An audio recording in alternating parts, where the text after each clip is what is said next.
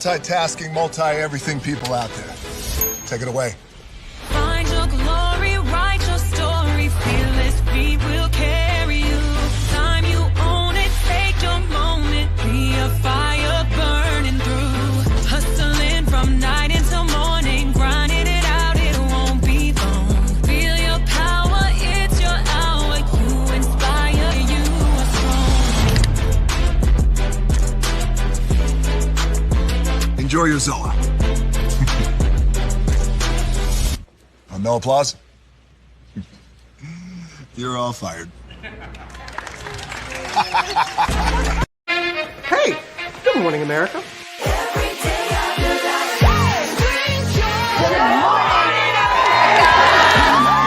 Good morning, America. Good morning, America. Good morning, America. Money. Are you ready? They are ready. Covering the biggest events in the country right now. There's a lot going on here.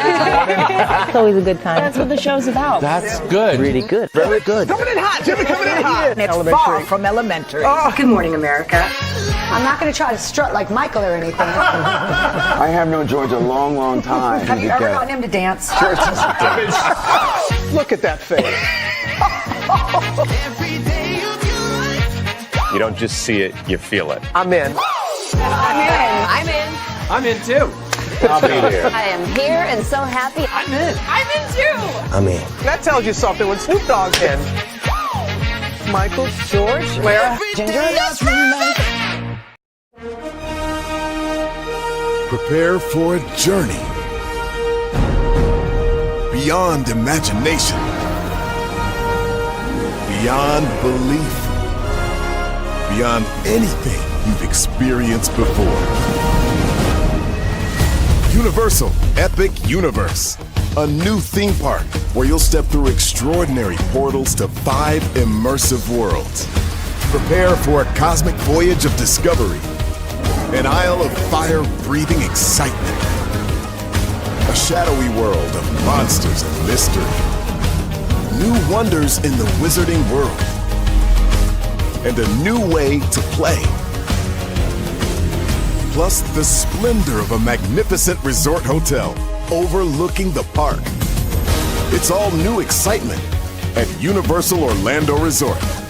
A week's worth of vacation thrills with 4 amazing theme parks, a variety of spectacular themed hotels, and incredible dining and entertainment.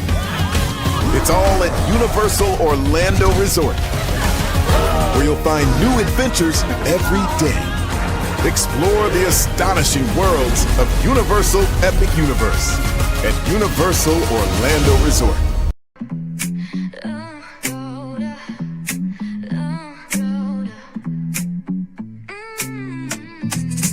Lights go low, the city goes high. Stories untold under moonlit skies. Brave only, got the vibe, got the flow for the culture. Yeah, you already know. Turn it up, lean back, feel the breeze. Late night truths drifting through the trees. It's for the culture, by the culture. Brave only's got the soul to show ya.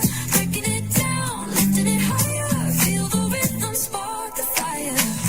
Headlines flip with a soulful twist. Behind the scenes where the magic sits. It's the heartbeat of the now and the then, where the story starts and never ends. Tune in, lean in, feel the groove. Every moment, a vibe you can't lose. It's for the culture, by the culture. Brave only's got the soul to show you. Breaking it down, lifting it higher. Feel the rhythm, spark the fire.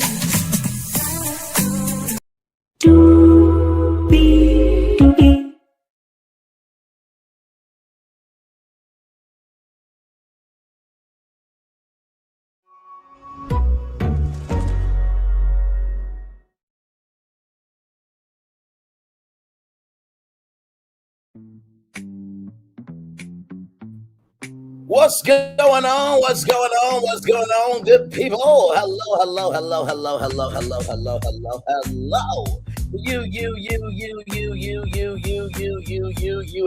Welcome into another edition of Brayley's Virtual Tour Live, the morning edition, everybody. Glad to have all of you here. We got a whole lot to talk about, a whole lot to get through because we have 1, 2, 3, 4, 5, 6, 7, 8 destinations for you all there. Yes, indeed. Child, this is always something going on around here. Believe me, you. So, with that being said, this morning we're going to talk about two women that made this is insane. They broke a record in the world of history. We're going to talk about them this morning live. Then Pastor Jamal Bryant, child, he said the boycott is over. I'll just ask this. Is we done with the president that ain't giving a damn uckerish about us? Because if we ain't done with that, we ain't done with not going to Target. We'll talk about, Then Misty Copeland is doing something big with sinners. Y'all wait till y'all see this. Then we're going to talk about Cardi B. Because Cardi B is the one to be the two to activate the three. We'll talk about why. Shout out to my friend Paul. There was a howling at Old Dominion. I learned this last night in the Onyx collab. My friend Paul, he works in sports broadcasting, and he's on the ground all the time. So shout out to Paul for that. I want to talk about this morning. JeNiece McCullough, the daughter of Bernie Mac, she said that the industry has been doing things to her. We're going to talk about that too. Beyonce and Kelly Rowland are doing some big things out here. Yes, they are. And finally, Kelly Clarkson, first winner of American Idol, really was a part of history that evolved reality competitions. Well, did she get everything from that? We won't talk about that. Let's get to it because higher is waiting. Low is available. But either way, we got to go on tour. Yes, indeed, we do. Let me take down this iconic intro here. You see that virtual tour background? Yes, you do. You hear that virtual tour music? Yes, you do. Because one thing to know, and two things for sure, that over here on this channel, a lot happens early. Roll. It's a new morning for America's family. Sun's coming up, so make it all that it can be. You know a lot happens early. I'm Harry Smith. I'm Julie Chen. I'm Maggie Rodriguez. Morning everywhere. Come on, get up. I'm Russ Mitchell. And I'm Dave Price. And it's a little early for this. Right now, this day. It's a new morning for America's family. Sun's coming up, so make it all that it can be. You know a lot happens early. Every day's good when you're starting it out right. But I'm with it in the daylight. And a lot happens early. Can you feel it when I say? Good morning, everybody. Are you girls ready for the Jonas Brothers? We have an early show exclusive. Yes. A lot happens early. A lot happens Early. The Early Show, weekday mornings on CBS. It's a new morning. Yes, it is a new morning. Julie Chen, Moonves, and the Russ Mitchell, Dave Price, Harry Smith, and Maggie Rodriguez. You are absolutely right on this channel right here. A lot happens early. Good morning, everybody. It's nice to see you all here. Glad to have all you here, y'all. What's the temperature right now, child? Because it is cold outside. It's crazy too. It was like 70 degrees, but now it's like 40 degrees. And I'm just looking at my I'm on my laptop, but I just went to the bottom left-hand corner and it literally says from USA Today, polar vortex back in the forecast. So y'all remember when it was hot on one side of the country and then it was cold on the other side of the country? Looks like that's coming back because it's a bit cold outside right now. So, but anyway, we're gonna warm up with good intel, good connections, and good choice. So let's get to it. This first destination really made me smile. I cannot wait to share with all you. So let's get to it. Okay, give me a moment.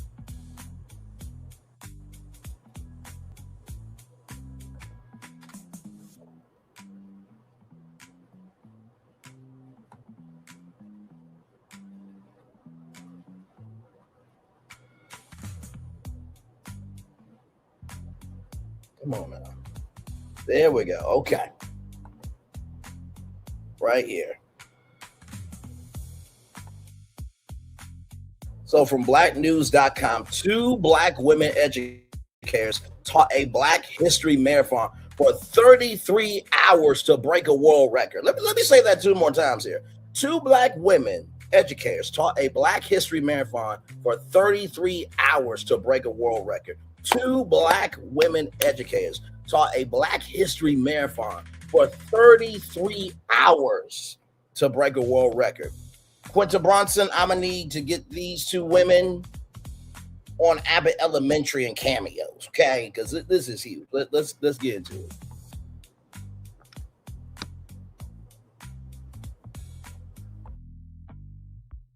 So Anita Lewis and Gwendolyn Elbron, 2 African-American educators from Philadelphia, Pennsylvania, taught a Black History class for 33 hours straight in an attempt to set a world record. Their marathon lesson covered 5,000 years of African and African-American history, streamed online for viewers around the globe. The marathon took place from Friday, February 27th to Saturday, February 28th at the Aeon Tabernacle Baptist Church, according to People Magazine, people.com. They aim to surpass the previous record of 26 hours and 34 minutes set in 2018 at the University of North Texas. Do y'all not know? Like, I do hour, 30-minute, 2-hour streams, sometimes 4 hours if we're having a really good time with each other in the chat, right? But 33 hours to teach about our history. Nothing but love, respect, and admiration for these women. I gotta tell you something. Sincerely. And these, I'm gonna talk about something a little bit later with Cardi B, because I got a question for some of y'all. Just for some of y'all, not everybody, but just for the particular few. We're gonna keep going. This is absolutely huge.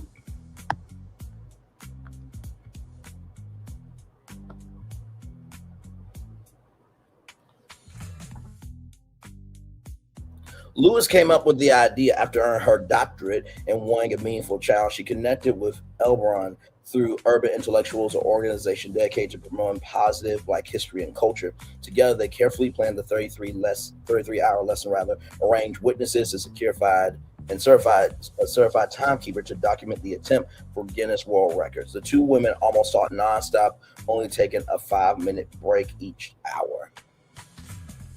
Only a 5-minute break? Oh, my Lord. And listen, not to mention, too, you got to think about the vocals, man.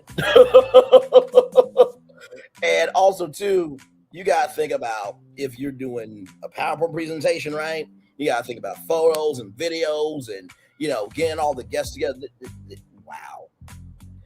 This is absolutely huge. Their lessons highlight key events, influential figures, and the contributions of African people across centuries. The event was live streamed, allowing people beyond Philadelphia to follow along while the educators prepared their evidence for Guinness. There better be a link to this stream in this article. Because listen now, I got time this weekend, but I ain't going to do 33. I'm not going to watch all 33 hours, but I do want to see the chat and how that was. Because just imagine that 33 hours live on YouTube. Like, BET Plus, y'all need to talk to them and let that content air on BET Plus and pay them and let them keep their intellectual property, okay? But then again, BET does more cultural appropriation than appreciation, child. So they might be allergic to actual Blackness at this point. Hey, listen. I still want BET to win. Told y'all many times, 106 & Park should come back as a top 10 Black entertainment news show. Do morning, afternoon, evening, late night, and then you fill it out with other types of programming content. So this is the thing I want us to understand. Just because we being real doesn't mean we don't want people to win. Like I said to my sister, I said, if people are saying something to you, that's because they love you. That's because they're concerned about you. That's because they want to see you win. If they ain't saying nothing, then you should be worried. But it's a difference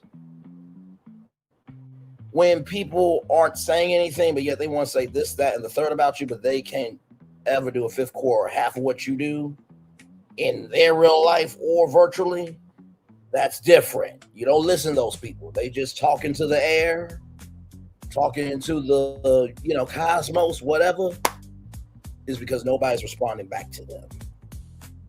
You understand the assignment is bigger than you. Kings and queens do things on purpose. Princes and princesses do anything for attention. Let's keep going. This is amazing. This is absolutely amazing.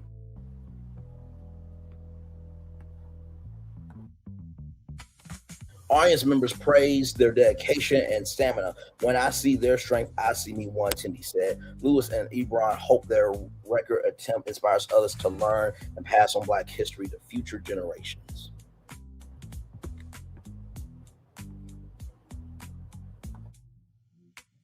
This is more than an attempt, is reclamation. Ebron said, we are teaching the history that shaped our world, honoring the brilliance, resilience, and global impact of African people across the millennia. Like I said, congratulations to these two women right here. I hope that because of this, they can do a residency at the African American Smithsonian Live Nation. Those two need to be on a tour. Their speaking engagement fees need to be $1 million a speaking engagement. These women deserve to be elevated, okay? When I saw this, I'm like, 33 hours live to teach about our history. Well done. Well done. Well motherfucking ass done. Congratulations. Yes, indeed. Congratulations and congratulations. Amazing stuff. All right. So, Pastor Jamal Bryant decided to open up his mouth and say the Target boycott is on.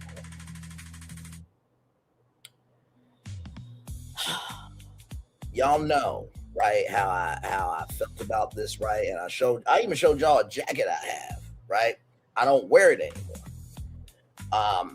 Because to me, I just feel like you cannot want the resources we have, but yet not embrace us fully.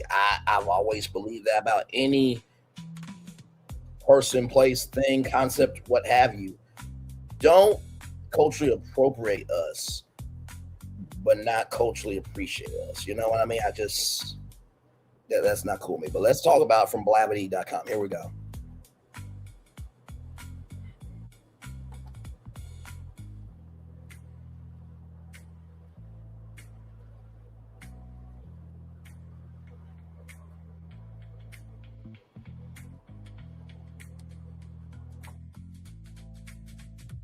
So from blavity.com, Target boycott confusion ensues as leaders publicly disagree whether or not the boycott is over. Let's keep going.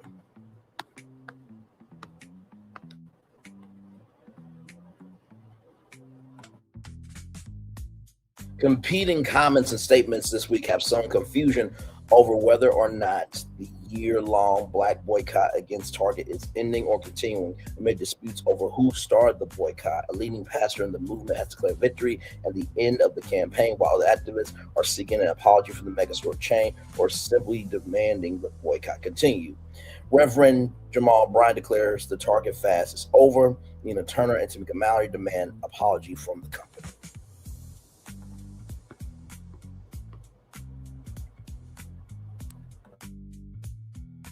So the Minneapolis Star Tribune reported Wednesday that Pastor Jamal Bryant was calling for an end of the boycott against Target that he has been promoting for over a year. Bryant made the announcement during a press conference at the National Press Club in Washington, D.C. We are claiming victory, Bryant told reporters, added, we got to celebrate small steps.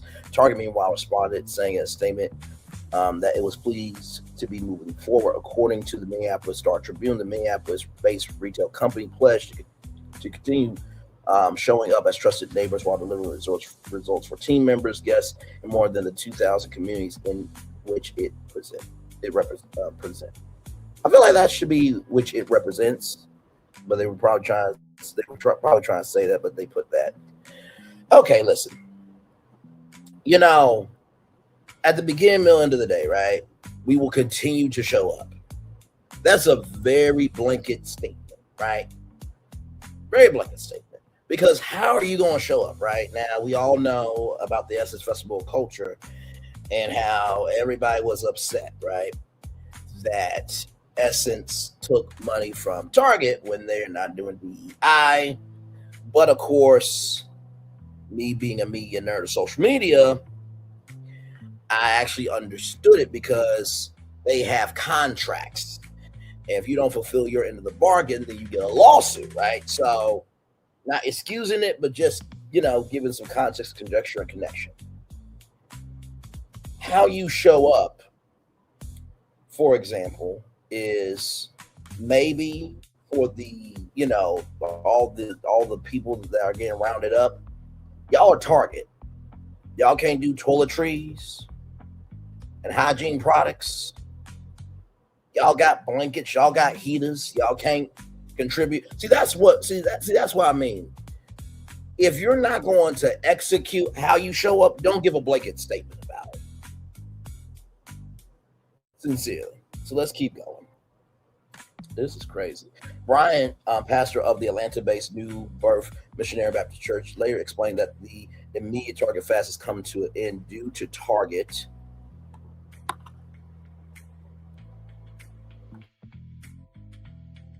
meeting 3 of the movement's 4 main objectives, following through on its 2020 pledge to invest $2 billion into Black communities, partnering with HBCUs and reimagining of DEI. So this is the thing, right? By the way, shout out to Viola Davis. Wait, she teamed up with James Patterson? I know you lying. Listen, y'all remember How to Get Away with Murder? Listen, Netflix, somebody pick up that book and make it a fucking damn series. Oh, you know what? Viola Davis, James Patterson, and Shonda Rhimes. That's a team up. That's a team up. That is a team up. I'm speaking that to existence for the rest of us. Let's see here. In a reimagining of DEI, Brian said that they were still working toward the movement for goal and investment into Black banks. So here's the thing. Why does DEI have to be reimagined? I don't get that. Lady Day, Billie Holiday didn't try to reimagine herself. She stumped the yard for who she was. Daisy Bates did not reimagine herself to support non-Black students going to the school so that way we can have a chance to be somebody. Ida B. Wells did not reimagine herself to report on lynchings. Okay? So that way we can have a track record so we know what we've been through. They didn't reimagine themselves, so why do we? Why do we got to turn down our energy so they can be comfortable with our existence? Oh, my Lord.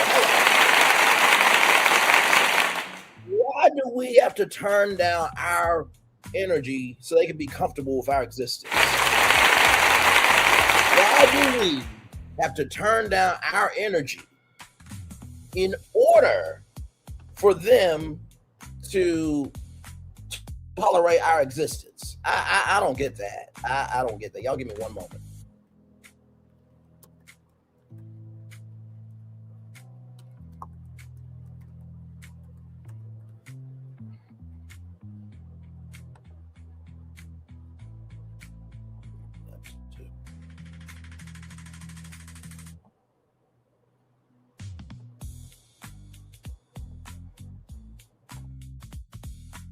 I'm going to share some with y'all after this. That's not a destination, but I think it is a triggering destination that needs to be known about, that makes this fight so much worth giving a fuck about. Let's keep going.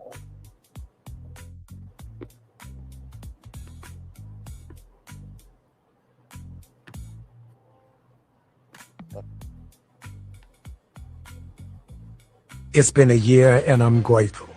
They didn't think we could do it, but we did. History has just been made. The most effective and powerful boycott by Black people since the Montgomery bus boycott 70 years ago. We asked for 4 things, and I'm grateful to God that we've got 3 of them. They have invested $2 billion back into the Black community as they pledged after the death of George Floyd.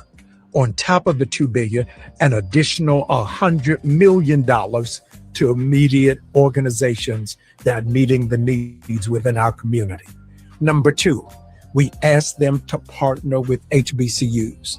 They have found, and we have found collectively, one that will do our pilot program with 12 other HBCUs to follow. Number 3, a reimagining of DEI. It's been a rough year for our community. 300,000 Black women have lost their jobs, and this is the highest unemployment for our people in years. The only thing that we didn't get accomplished, but we're still working towards, is an investment into Black banks. And I'm believing by grace, it's going to get done. This new CEO has come handling business, and I'm glad to walk with you. The immediate target fast has come to an end. We claim victory. We're grateful. Go in or stay out. But I'm grateful unto God. It's over. Okay. Hey, child. So let's talk about it, right? When he said that this was the biggest boycott, right, since the Montgomery bus boycott, I can kind of understand it from the magnitude, but let's also think about the time periods, ladies and gentlemen. Hang on, I'm frozen. I'm about to come back. Hang on, give me a moment. There we go. Let's think about the time periods, right? We're talking about a store that doesn't want us on the shelf, right? Don't want our money, don't want our presence known. And I told you about societal slavery, how it just changed from the cotton field to the workforce, right? Know your role, stay in your place, and be a good Black Negro, right? But the Montgomery bus boycott was about us about fighting for the rights of us being able to sit in front of the bus. Corvette Calvin, let's not forget about her. She was the first woman to do that before Rosa Parks. Both of those women are queens to me. And shall we not forget Bloody Sunday? Shall we not forget the March on Washington? So you mean to tell me that the Target boycott is bigger than Black people marching along a mall to say that we deserve to be here? You mean to tell me that the Target boycott is bigger than us having the rights to be able to sit in front of the bus, to be able to go to a lunch counter, to not have to go through the back door, right? And you mean to tell me that the Target boycott is bigger than Black people who got deleted and blood was on the Edmund Pettus Bridge for Bloody Sunday? Are you out your ever-loving fucking ass mind? And we know your ex-wife, who's a bitch, Giselle, she don't like eating at a gas station, so we know she don't give a fuck about Black people.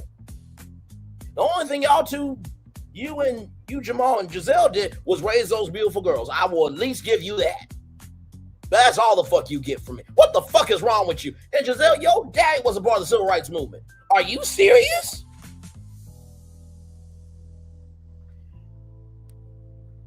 Listen, people can do what they want to do, right? But I just feel, right, that, for example, Reasonably Shady, the podcast, which is never reasonable at all. If Giselle and Regular Robin, shout out to Kempire, right? If they're about entrepreneurship, this, that, and the third, why don't you invite some of your fans on Reasonably Shady for a whole hour and 30 minutes to talk about their business? See, some people, let me pull up these lyrics, because there's a lyric going on in my head right now.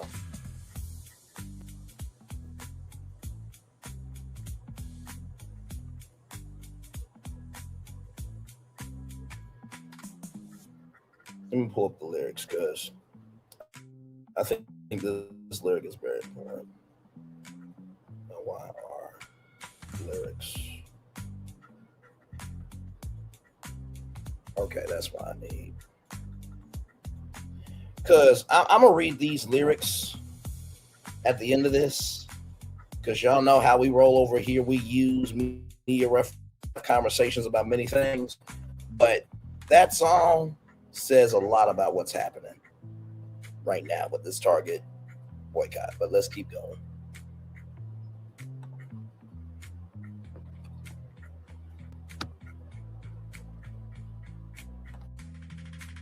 So the boycott against Target began early in 2025 after the company announced it was rolling back its diversity, equity, and inclusion efforts in apparent response to President 47's anti-DEI orders, while Bryant expressed satisfaction with the company's response and with its new CEO, Michael Fiddicky. Other boycott leaders was less conciliatory. Activist Tamika Mallory and former Ohio State legislator Nia Turner, who have claimed to have started the boycott and recruited Bryant, joined the pastor at the press conference, but demanded Fiddicky issue a public apology on behalf of Target. When will you state to our community the harm you have caused and welcome us back, and that you will accept it and do better? Mallory asked to date that has not happened. Turner later posted to social media, "I'm not going back to Target, and you shouldn't either."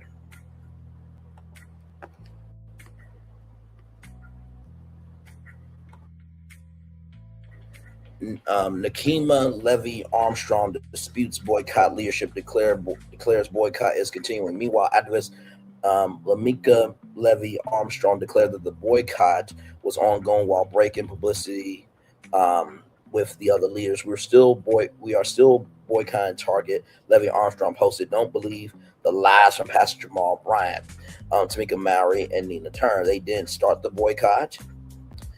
We did." In a caption accompanying her post, Levy Armstrong explained the nationwide Target boycott is not over unless and until Target reverses its decision to roll back diversity, equity, and inclusion. As we said from the beginning, Pastor Jamal Bryant does not speak for us or our community, has zero authority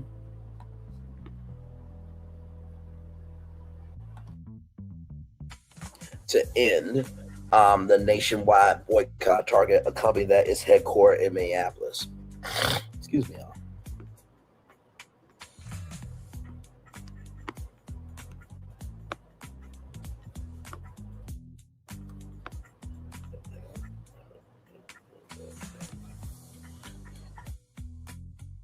Levy Armstrong, who recently made headlines as an organizer of an anti-ICE protest in a Minnesota church that led to federal charges and attacks by the 47 administration against her and others, placed the boycott in the context of Target capitulating to the 47 administration. As she explained, Target rolled back DEI because of 47. They donate $1 million to the 47 Events Inauguration Committee.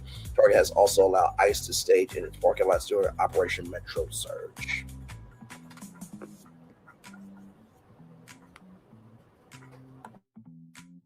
And then there is from Nakia right there. We are still boycotting Target. Don't believe the lies. Pastor Jamal Bryant, Tamika Mallory, and Nina Turner. They didn't start the boycott. We did.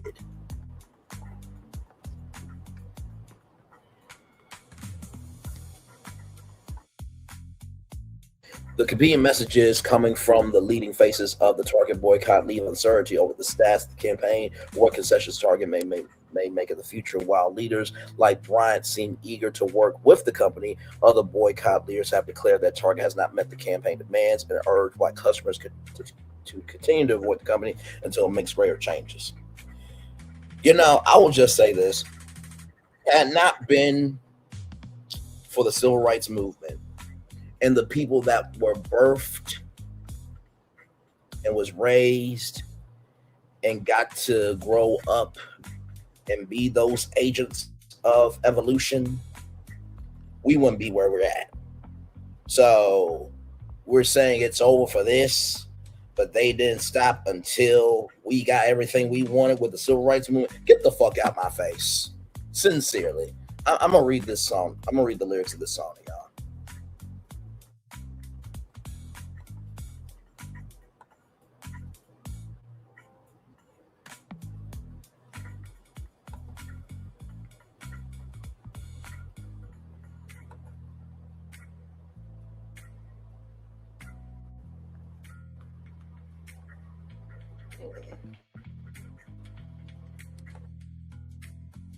I'll know the song very well. Alicia Keys, If I Ain't Got You. Some people live for the fortune. Some people live just for the fame. Some people live for the power. Yeah, some people just live to play the game.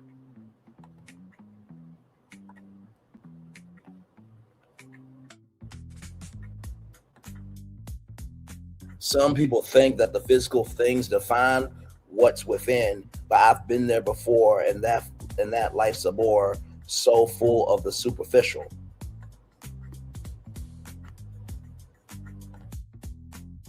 Some people want it all, but I don't want nothing at all. If it ain't you, baby, I ain't got you, baby. Some people want diamond rings. Some people just want everything, but everything means nothing if I ain't got you. Yeah, some people search for a fountain.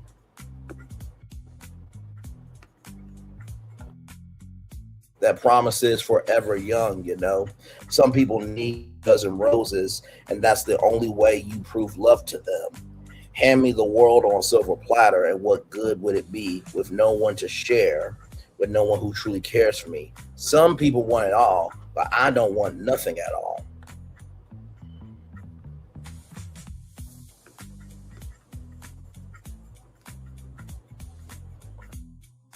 If it ain't you, baby, if I ain't got you, baby. Some people want diamond rings. Some people want some just want everything, but everything means nothing if I ain't got you. Some people want it all, but I don't want nothing at all if it ain't you, baby.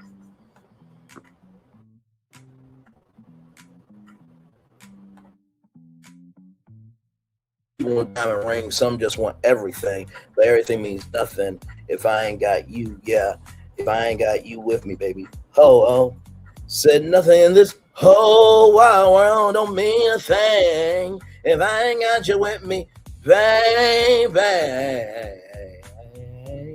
Now, of course, I'm not Alicia Keys. We ain't got the budget for Alicia Keys, and if we play it, we get copyright. So it is what it is. So we got to do what we got. But I at least wanted to just, you know, because that's our big closer.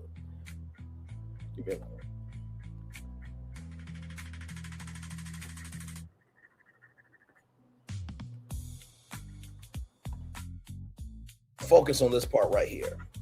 Some people live for the fortune. Some people live just for the fame. Some people live for the power. Yes, some people live just to play the game. Some people think that the physical things define what's within, but I've been there before, and that life's a bore, so full of the superficial. So, to Pastor Jamal Bryant, are you about the fortune of how much we can get? Or are you about making sure that we're whole as a culture?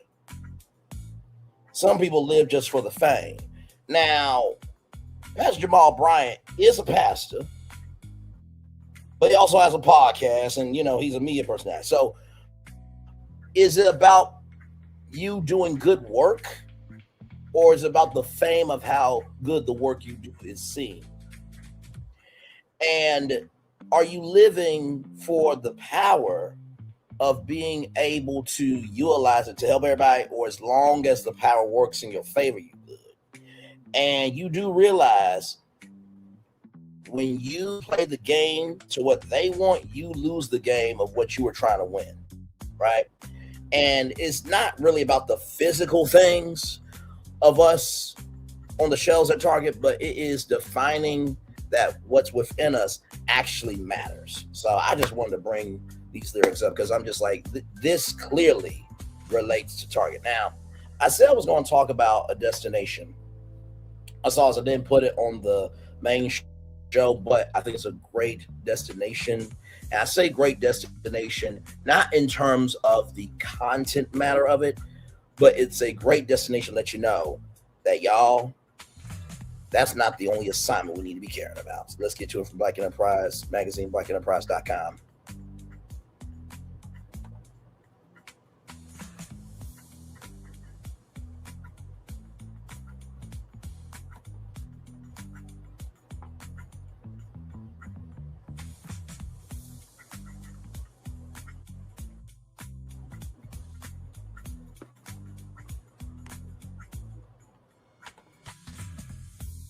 think we all know what that is. Okay, I think we all know what that is right there. Okay, so let's get to it. Trigger warning for everybody.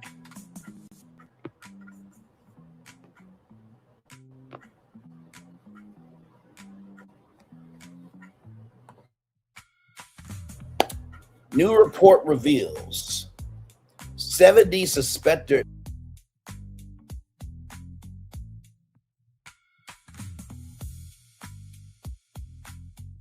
I'm going to read that 2 more times for everybody. New report reveals 70 suspected Martin lynchings in the Deep South. New report reveals 70 suspected Martin lynchings in the Deep South. The research draws inspiration from Ida B. Wells' 1895 anti-lynching investigation, A Red Record. And you can figure out why the record is red. Hashtag strange fruit. Lay Day, Billie Holiday. Let's keep going.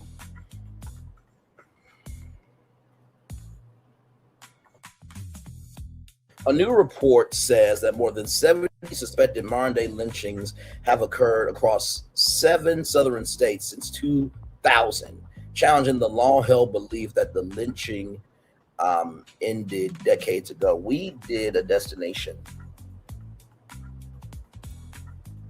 and it was so just beyond. Like, I was literally on LinkedIn, and there was a map of all the child crimes, you know, kidnapping and trafficking and everything in between. It was like just it was like a red zit that just, it gave you just ugh.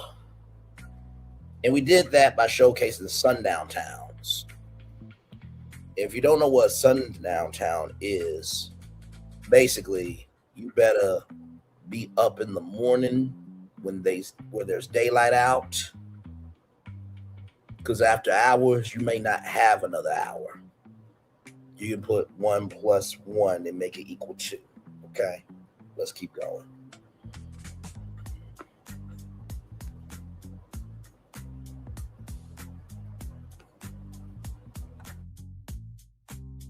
The report titled "A Crimson Record" was produced by the civil rights organization Justice for Julius Action Network, often referred to as Julian. Researchers examined cases between 2000 and 2025, just last year, in Texas, Mississippi, Georgia, Louisiana, Tennessee, and Alabama.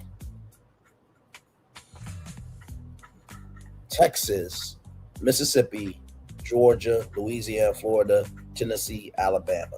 Texas, Mississippi, Georgia, Louisiana, Florida, Tennessee, and Alabama. Let's keep going.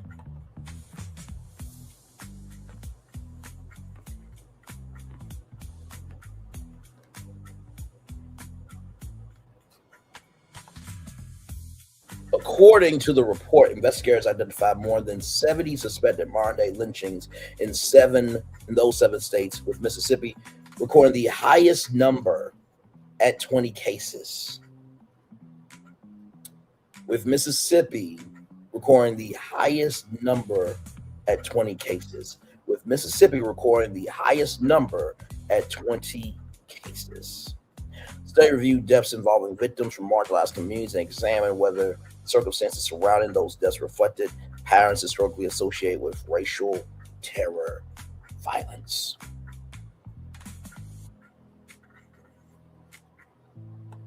Let's keep going.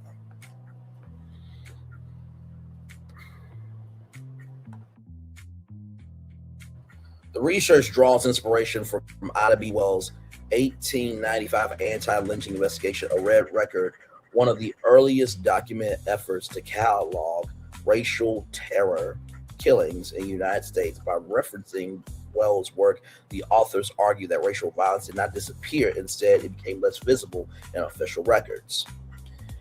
Well, you know what they've said about us for a long time. If you want to hide anything from a Negro, just put it in a book. Julian founder Colleen Jefferson said the report is meant to challenge the idea that lynching is solely a historical phenomenon.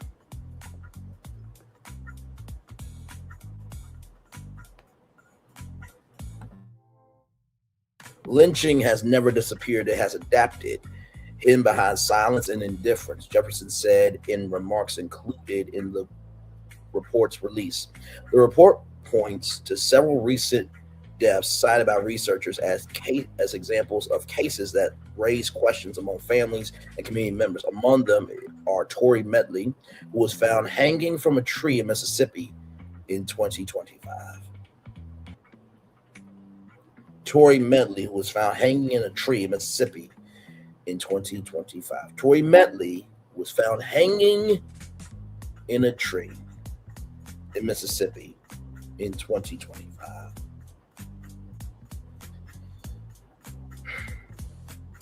I think of the Hunger Games.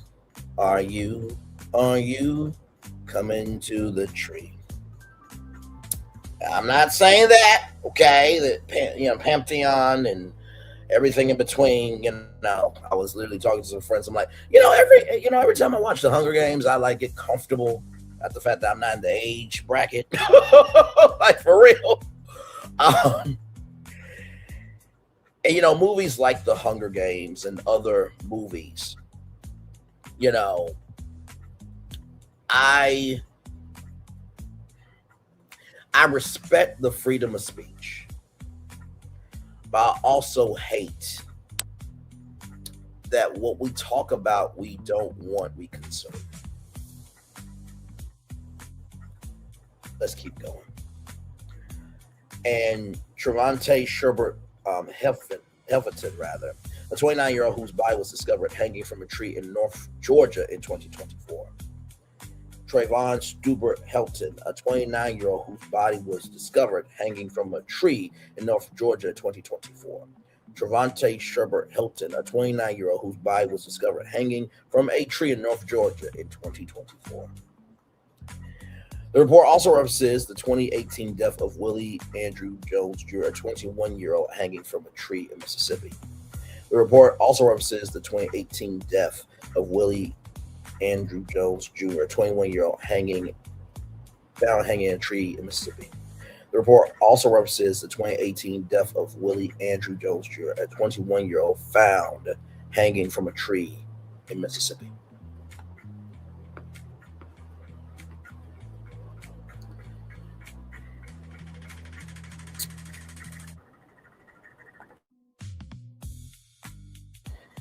Jefferson said Crimson's record goal is to push for deeper scrutiny. Oh, hang on, y'all. It does that from time to time with Black Enterprise. You'll be reading and then it jumps. Give it a moment. There we go. Jefferson said Crimson's record's goal is to push for deeper scrutiny of suspicious deaths and greater public awareness about the historical and contemporary realities of racial violence. We have to be honest about the past and about the present, Jefferson said, adding that the report is intended to encourage stronger investigations and accountability when suspicious deaths occur. Did y'all know about the Emmett Till anti-lynching bill? Yeah, that was passed, thank God, by Joe Biden. So lynching was still going on. But yet Charlie Kirk can be honored for a whole day. Get the fuck out of my face. I bring this destination up to say to Pastor Jamal Bryant, disrespectfully, shut the fuck up! Because for 25 years, from 2000 to 2025, lynching is still going on. So I will say this. When it comes to the totality of us, we can never stop. Because if we stop, they will gladly stump us out. Oh, my Lord. If we don't stop, they will gladly stump us out. If we don't stop, they will gladly stump us out. Let's keep going, everybody. We're live on tour. Like, comment, share, subscribe. Glad to have all you here.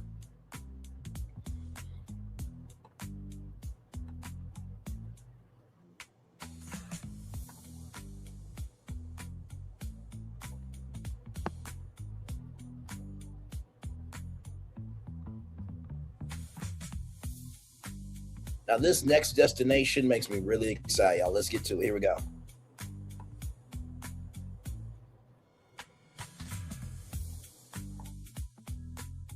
This is from BET Her with Misty on Point.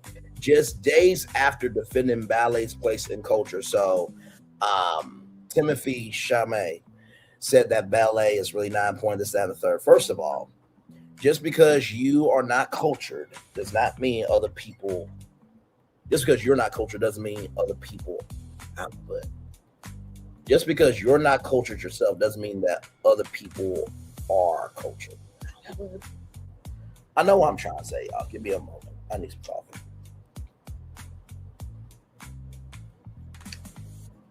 Just because the rest of us are cultured and you're not does not give you the right to say what does and what does not matter. And child, he probably can't even do ballet. It's always the ones that talk the most shit that can't do shit for themselves. Moving on. Misty Copeland is heading to one of Hollywood's biggest stages. The ballet icon has been announced as a part of a live tribute to Sinners at the Academy Awards, where the film's Oscar-nominated song "I Lied to You" will be performed by Raphael Saadiq and Miles Carlton. The performance is expected to blend music, blues influences, and ballet into a cinematic tribute celebrating the film's storytelling. The announcement came on the heels of viral debate sparked by Timothy Chalamet, who recently faced backlash after suggesting that no one cares about ballet and opera during a public discussion. Copeland pushed back, reminding audiences that these art forms have endured for centuries and remain culturally significant. Now she will be bringing ballet directly to the Oscar stage, with Sinners already building momentum throughout award season. The tribute adds another major moment for the film as Hollywood prepares for the big night. Do you think Sinners will take home the Oscar? Abso-fucking-damn-lutely, I do. Abso-damn-lutely. And I don't know if Ryan Coogler is an EGOT winner. Let me look that up.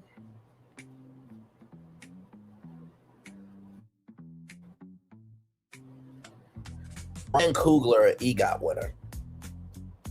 As of March 2026, Ryan Coogler hasn't won an EGOT, which stands for Emmy, Grammy, Oscar, and Tony Awards. However, he has won a Grammy and a BAFTA for his work on Sinners. And he's been nominated for an Oscar. Thank you very much, Google. I believe that Ryan Coogler is going to be an EGOT winner. I'm going to tell you why. The Grammy soundtrack for Sinners, hang on. Sinners soundtrack Grammys.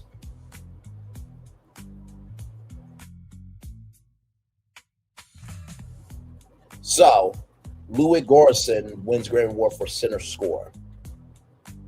Ryan Coogler should also have a Grammy because it's his movie. So, you think of Sinners for the Grammy, right? You think of Sinners for the Oscar. I could so see a television series. And honestly, Lovecraft Country and Ryan Coogler need to team up and have a child. Because Ryan Coogler will take Lovecraft Country and blow that motherfucker out. Because we're still pissed we didn't get season 2, HBO Max. But you think about Ryan Coogler doing a Sinners television series, going back to the prequel of Sinners, right? So that's the Emmy. And then with Misty Copeland bringing ballet to the stage of the Oscars in partnership with Sinners, can you imagine Sinners, the musical? Child, Ryan Coogler will be an EGOT winner. Mark my words on that. I feel it in my bones. This is one of those things where you can't explain it, but you're locked in.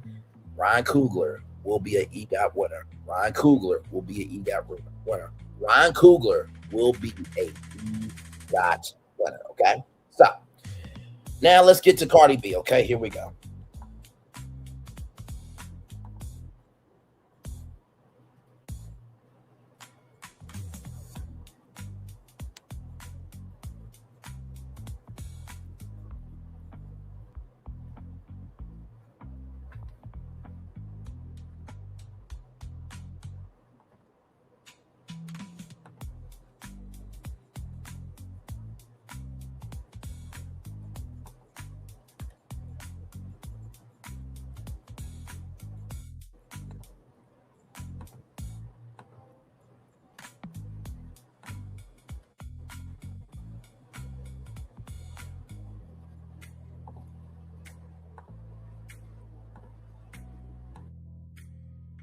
All right, y'all. So I don't know if you know this, but Cardi B is doing her tour.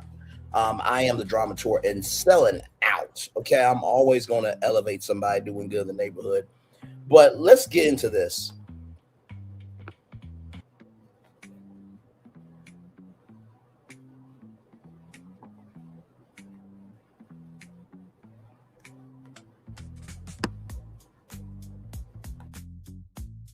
Cardi B telling her Latino fans that they would not be able to live comfortably in the United States had not been for the sacrifices of African Americans. Let's get into it because I want y'all to hear it from her. Here we go.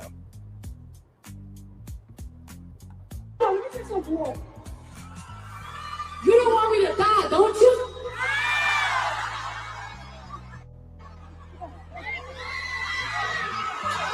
Shit, hold on, motherfucker. You know I'm an old bitch. Takes a long time for me to get up these kids because I'm old, bitch. Shit. Shout out to my Latinos in the building. This is my Latinos too. But remember, you couldn't be living comfortably in this country. These African Americans didn't fight for us, motherfuckers. Shout out to my Salvadorians, my Ecuadorians, my Colombians, Peruvians, who else I'm missing? Guatemalans, Costa Ricans, you got some Puerto Ricans in this little fuck. How about some of my people? You know my people, Dominican, we got some Dominicans in this motherfucker. How about my Mexicans?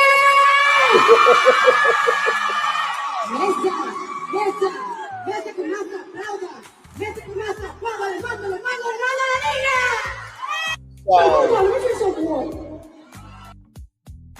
I wanted to play that because are we as loud about the president, companies, and other celebrities that support the president as loudly as people want to be on Cardi B's neck? Let me come on the big screen real quick. Let me go on the big screen real quick. At least Cardi said it. There are people that voted for a fucking bastard that should have been swallowed by his fucking mother Mary of not wanting us around, it looks like, physically, virtually, or in any shape, form, or fashion. So people don't want to be loud for the president and say what needs to be said about the president, but we're on Cardi B's neck. Now, that don't mean that you have to agree with everything that Cardi B does. That 6-year-old girl who said that the Patriots was going to lose, she should not have done that.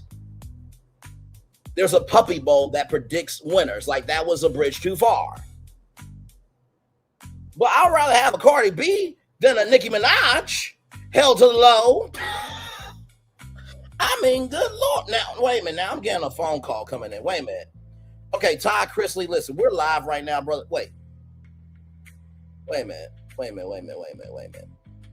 Now, listen, I know some people are stupid, but sometimes we have stupid people in the world so that way we know what not to become and what to avoid and take notes on, how we can be something. Okay, now, Ty, wait a minute. Now, you're saying just because you have a mouth doesn't mean you're saying anything important. Now, do you want to get on this Cardi B conversation? Okay, you know what? Let me let Ty Chrisley come in here real quick. Give me a moment. Not. I don't raise whores or crackheads. Huh? I do not raise whores or crackheads. Raise whores or crackheads. I don't raise whores or crackheads. Huh? I do not raise whores or crackheads. Hoes? What is you talking about, hoes? Because I just talking about hoes. You should not be shacked up before you get married. She right there, Todd. I'm not saying you a hoe. That's what you said. I'm saying you. Trust me, I am a hoe. I'm saying you exhibit hoe behavior. Oh, wait a minute, Ty. Hang on.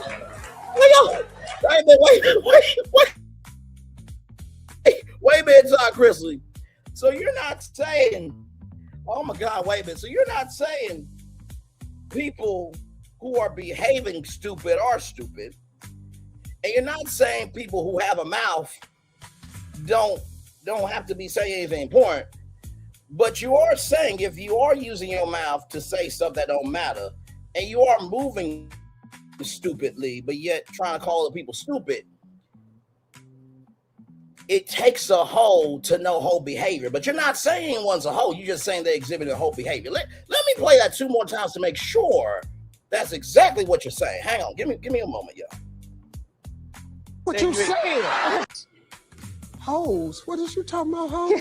I just feel like that you should not be shacked up before you get married. Don't she right there, Todd? I'm not saying you a hoe. That's what you said. That's what you said.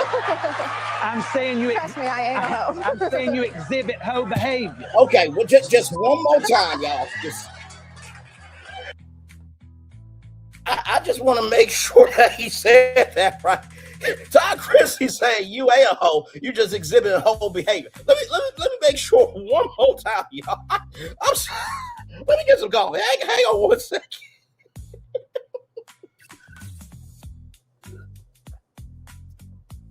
Oh my God. Hang on 1 second. One more time, Todd. Kids. Hoes. What is you talking about, hoes? Because I just feel like that you should not be shacked up before you get married. Don't she right there, Todd? I'm not saying you a hoe. That's what you said. I'm saying you. Trust me, I ain't a hoe. I'm saying you exhibit hoe behavior. That's what Todd Chrisley said. That's exactly what Todd Chrisley said. Listen, Todd Chrisley said, don't get mad at me. Don't get mad at me. Just because you're stupid, the rest of us not, that's not our problem. Just because you open up your mouth and say things that don't matter doesn't mean other people who open up their mouth, you know, they're saying things. How can I put it? Just because we're opening up our mouth and stand on business for what we believe in doesn't mean that what you're saying in your mouth actually has a value, right? You're not going to put one down to elevate somebody else when you have never done anything in your past, present, or afterlife, from the piece of sperm you were to your childhood to how you're growing up to knowing that you're close to the casket to die, that the cradle start like to become something. And also on top of that, it takes a hoe to know a hoe. So like Todd Chrisley said, Todd Chrisley ain't saying you a hoe, you just exhibiting hoe behavior. That's what he said about all the people trying to get on Cardi B's neck. That's what he said. He not saying that the Cardi B haters are hoes. He just saying that they exhibit a hoe behavior. Todd Chrisley. I got Todd Chrisley is a legend. You are definitely welcome to the cookout. He actually said that on my show this morning. You're not a hoe, you exhibiting hoe behavior. You're not a hoe, you're exhibiting hoe behavior. You're not a hoe. But obviously, you know the tendencies of being a hoe. And you wouldn't know those tendencies unless you were one your fucking damn self. But Todd Chrisley saying you exhibiting hoe behavior. Let's roll on.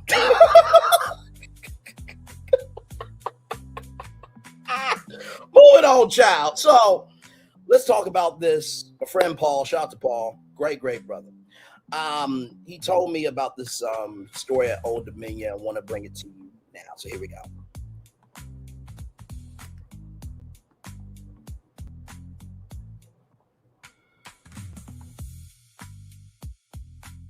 Shout out to RollOut.com celebrating 25 years on to the next 25 years. Here we go.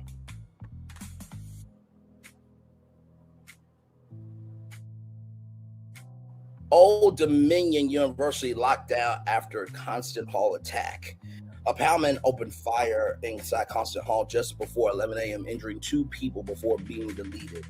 And the Norfolk campus shut down for the day. Here we go.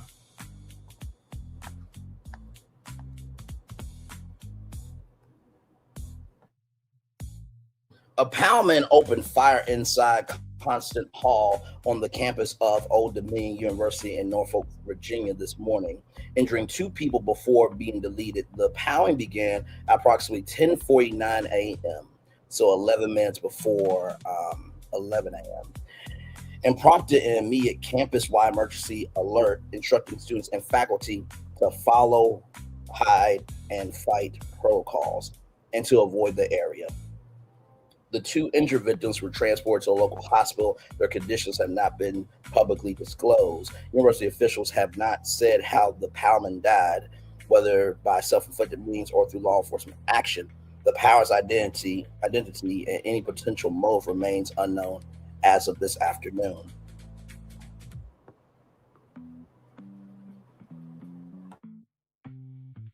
Old Dominion University suspended all classes and campus operations for the remainder of the day. Norfolk police and emergency responders converged on the scene. The Norfolk Police Department confirmed that officers were dispatched to the campus for what was initially described as an active incident. Emergency personnel from multiple agencies reported to Constant Hall, which is an academic building on Old Dominion University's main campus. Photos released by the Norfolk Police Department showed a heavy first responder presence outside the building in the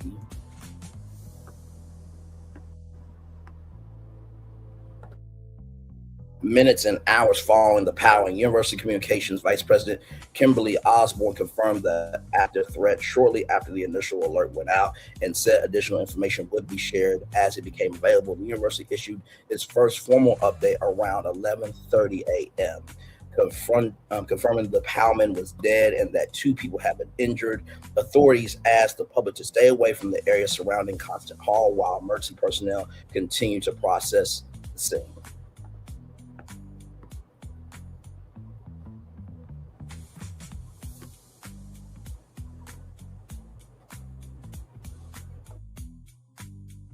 So shout out to Wavy TV10, Old Dominion University alert, active threat report at Constant Hall. Follow the run, hide, fight protocols, emergency personnel responding, avoid the area.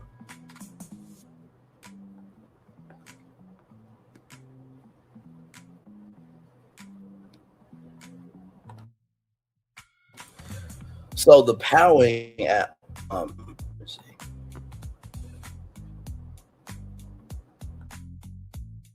Old Dominion University joins a growing list. The powering at Old Dominion University is the latest in a long and familiar pattern of POW violence on American campuses. We talked about Morgan State University. Now there was a powering there during homecoming. And the list goes on and on. Or as the song says, as the beat goes on and it's everlasting. While the full circumstances of today's attack remain under investigation, the sequence of events followed a trajectory that students and administrators across the country have been trained to anticipate. The run, hide, fight protocol referenced in Old Dominion University's emergency alert has become the standard language at universities nationwide, reflecting of how deeply campus powings have shaped institutional safety planning.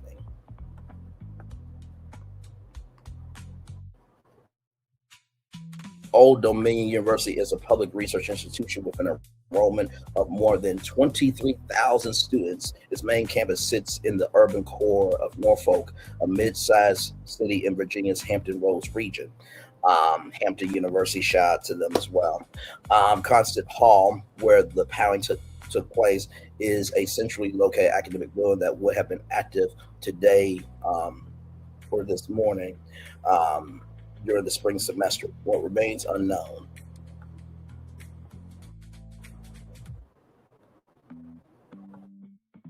Investigators have not released the name of the powman nor provide details about the weapon used. There has been no public statement about whether the power had any affiliation with the university, whether as a student, employee, or visitor. The relationship between or child, it could be alumni too. Listen, I'm not wishing that it was an alumni that would attack that university, but at this point, you gotta cover all your bases. The relationship between the powman and the 2 victims, if any, has also not been established. Norfolk Police and Old Dominion University officials indicated that the investigation is ongoing and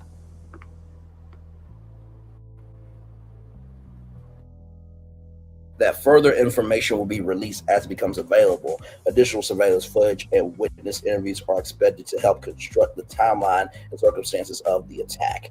A campus left shaken and waiting for answers. Today's powering forced an abrupt halt to the daily life at Old Dominion. Students who were in nearby buildings during the lockdown described the confusion of receiving the emergency alert and trying to determine how close they were to the threat.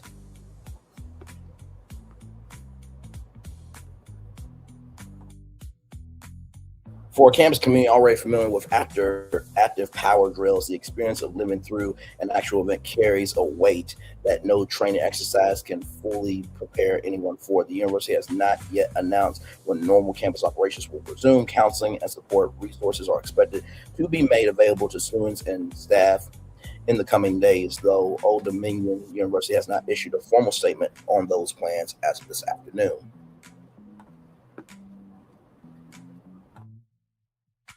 This story will be updated as more information is confirmed. So what do I think about this? First of all, I'm so fucking tired of this nation we live in with normalized powings.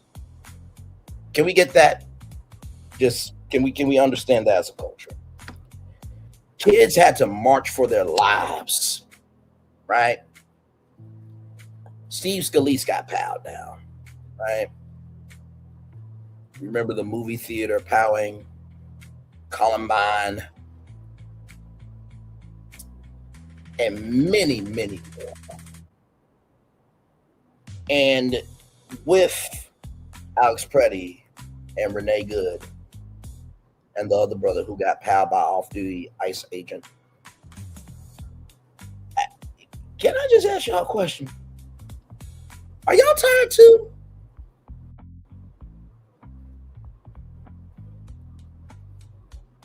Because it is hard sometimes. And listen, you know, Tasha K, the one that's got paid $3.5 million because her dumb ass did too fucking damn much, saying that because Bonnie Blue don't have children, she don't understand what it is to defend children. I'm sorry, Tasha K, did you cover a story about a 12-year-old girl? And you from Florida, right, Heifer? That 12-year-old girl that got raped in a garden? Where the first young man was raping her for 30 minutes. The other young man put rocks in the 12-year-old girl's mouth. That way she wouldn't scream, and that young man held her down with the other young man that helped this young man held her down. You can't say shit, you bitch. You call somebody dirty. You call somebody that, you know, they had dirty blood. You talked about a mother and her child having herpes. Now, somebody came out here and said something about you and your kids. You will have a fucking problem. This is why she getting the smoke that she gets. Not sorry. And the crazy thing is everybody who support her, which is your right to do. I just wonder if Tasha K gave that energy to you and your child. Would you have the same energy? Or because it didn't happen to you, you don't give a fuck? I'm just asking questions. But then again, princes and princesses work in silos and echo chambers and a closed loop. That's what princes and princesses do. Kings and queens, they open-minded. They understand actual factual information, and they're about the totality. I'm talking about everything, and not just what they want to talk about. Okay, so I really don't want to hear it. If we can't be loud for us, everyday people as a culture, I don't want to hear it about you stomping on celebrities' heads when there's other people out here that are also struggling. I don't know when we got to the point of, because it ain't happening to me, I don't have to give a fuck about it. I don't want to talk about it. Until it happens to you, and then you have to talk about it, and then you expect people to give a fuck about you and to give a fuck about it. Moving on. Now, with that being said, let's talk about JeNiece McCullum. She is the daughter of the legendary Bernie Mac. And let me tell you something. If Bernie Mac was around, man, I actually did a impression on Clubhouse. It was a woman. I think her name was Von Vette or something like that. She said, I did so good, I could come out to LA and stay at her place, okay? And it would be like, I swear to God, these damn kids, man, these kids are getting on my motherfucking damn nerves, man. Cause why are kids on OnlyFans? The only fan that they need to be a fan of is a fan of going to school and getting their motherfucking education and treating their parents right. I swear to God, these damn kids, man. I swear, Bernie Mac was around. Me and Bernie Mac would have done Them Bees podcast. Okay, actually, you know what? Give me a moment. We'll have some fun this morning, like we often do.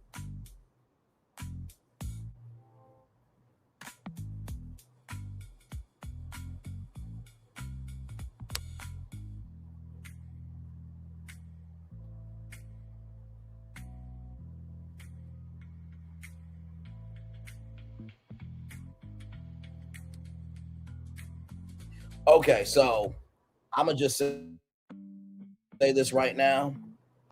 If Bernie Mac was around with me, our podcast would be called Them Bees Over There Podcast. Braylon Lee, Bernie Mac, Beyonce knows, Brandy. Okay? The Bees Over There Podcast with Bernie Mac, with Braylon Lee, Bernie Mac, Brandy, and Beyonce. Them Bees Over There Podcast with Braylon Lee, Bernie Mac, Brandy, and Beyonce. Y'all know that would be some fire motherfucking ass shit. Unfortunately, we're not able to do that, but much love to you, Bernie. All right, let's get to JeNiece McCullough. Here we go.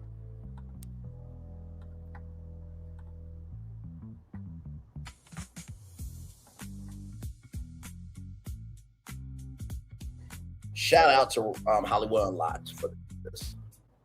Y'all remember a couple of years ago when I launched that podcast to honor my dad and talked about my dad, and I was interviewing people like Cedric the Entertainer, Monique, and the cast of his TV show, and we had a real good time. What y'all don't know is that there were some people behind the scenes who sabotaged it, which is why it had to end and hadn't been in production since then. But I really enjoyed it, and y'all are still letting me know that y'all miss it and would like me to start it.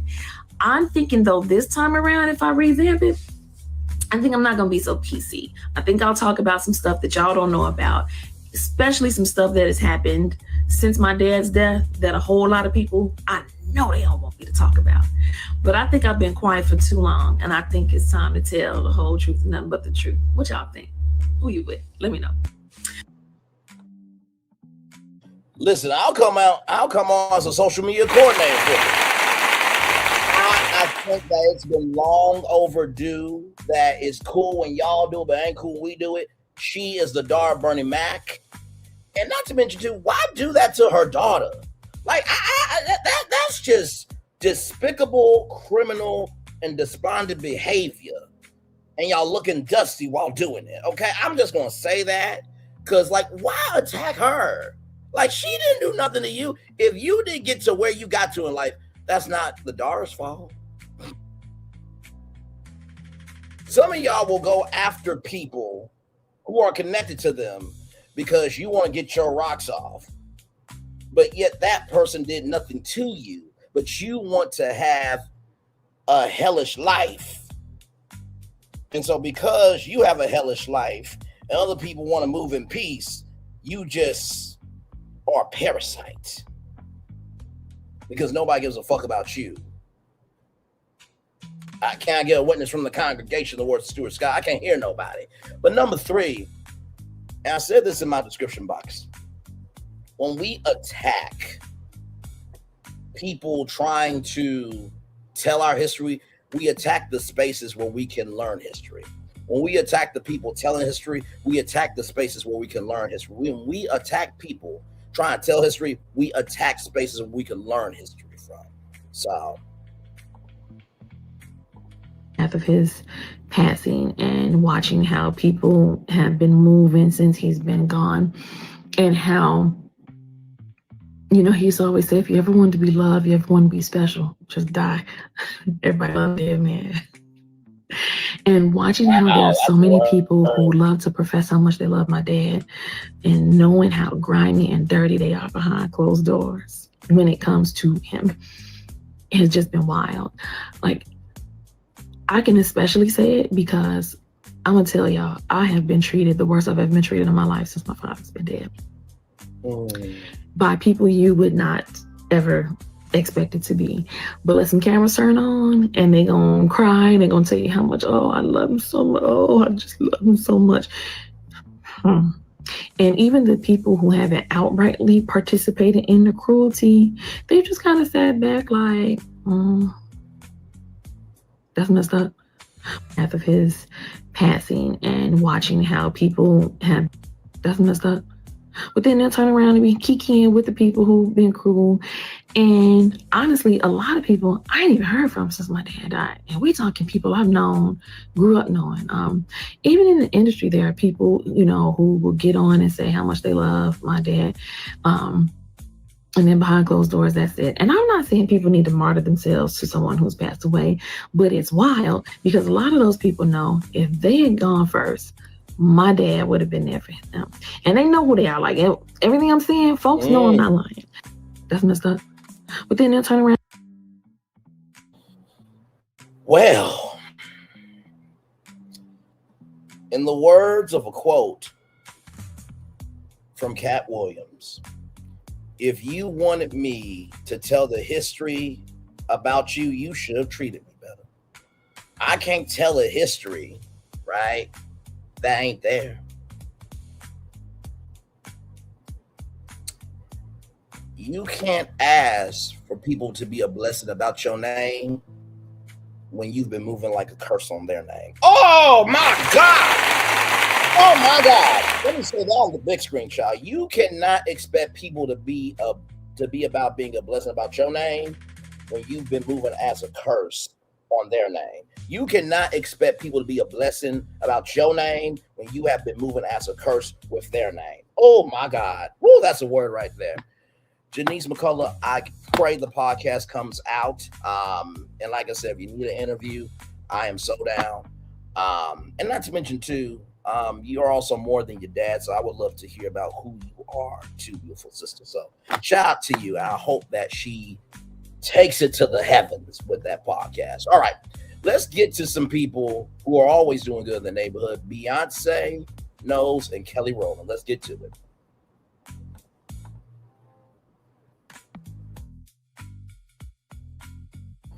So check this out right here. They are opening an apartment building in Houston, and 31 units will be completely free permanently for people experiencing homelessness.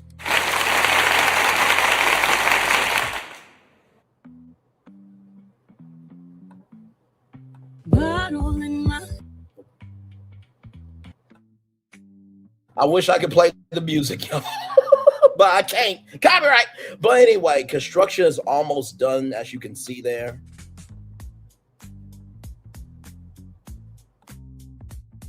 First of all, that's how you do it, right?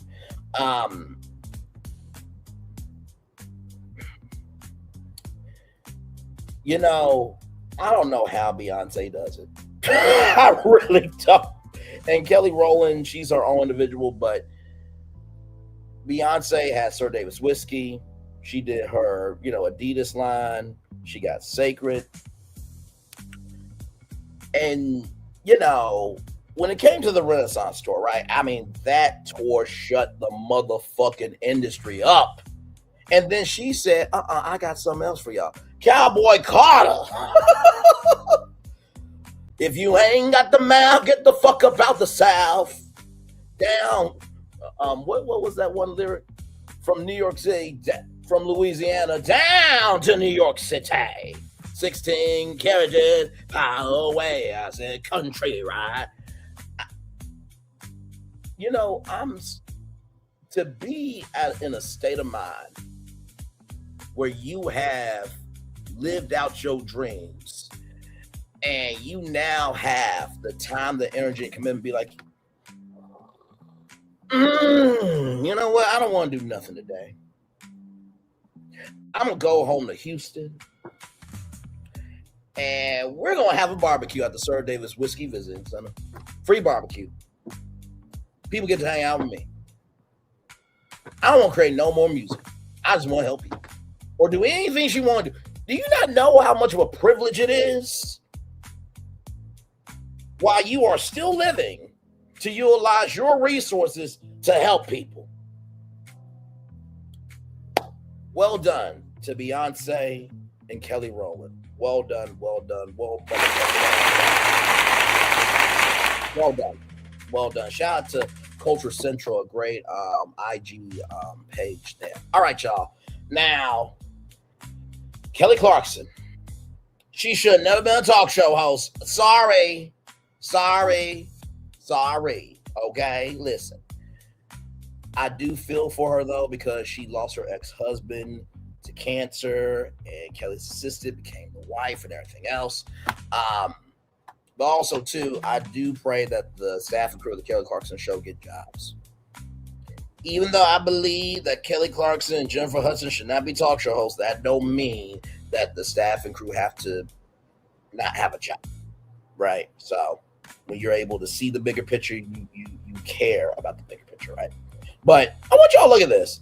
And Kelly Clarkson has held this in for a long time. Check this out from TV Insider.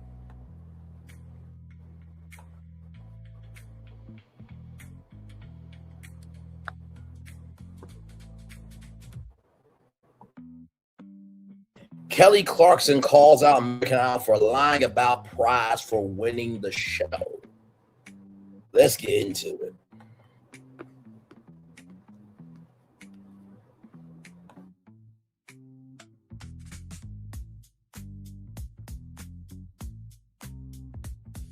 So Kelly Clarkson revealed she never received the car she was promised for winning the first season of American Idol over 23 years ago. Other Idol winners and runner-ups such as Clay Aiken and Carrie Underwood did receive cars as part of the prizes. Clarkson recently announced that the Kelly Clarkson Show will be ending after its 7th season so she can focus on her family. When I saw this, I'm like, okay, now listen, I don't like Kelly Clarkson as a talk show host, but music she throw down, okay? What does it kill you, make you stronger, stand a little taller, than in any home I belong. She can throw down and sing it, okay? Listen. And that's the thing. We may not like any and everything a person does, and that's all right. But that don't mean they ain't throwing down in the thing that they do best. Let's keep going.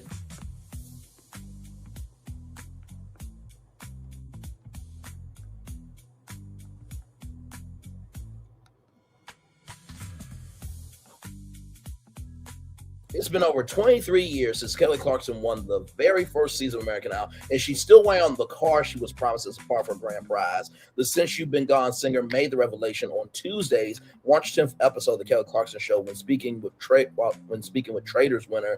Season 4 winner Rob Roosh. The Love and Money alum told Clarkson that he is still waiting to receive the $220,800 in prize money he won on the show. So whenever you go on reality TV, for example, right? And I remember this from Survivor, right? When you get that big check on the early show, now CBS Mornings, it takes a minute for it to process. So when y'all see that somebody won on Survivor, on Big Brother, or The Amazing Race, or any of these competitions, they don't get it that same night. Okay? So and then she says, I relate to this so hardcore. Clarkson said per US Weekly, you probably weren't alive when I was on American Idol. Kelly Clarkson had an old moment. Like Cardi B said, hang on now, wait a minute. Y'all know I'm an old bitch. Takes me a minute to get up these days. See, the reason why people can't stand Cardi is because Cardi knows who she is and her haters don't know who they are. That's what it is. Like Todd Chrisley said, y'all ain't hoes. Y'all are exhibiting hoe behavior. That's what Todd Chrisley said. Don't get mad at me. All right, moving on. But I was literally on the show, and they were like, oh, you won $1 million or whatever. No, you didn't. They lied. You did not. It was like $1 million worth of investment in you.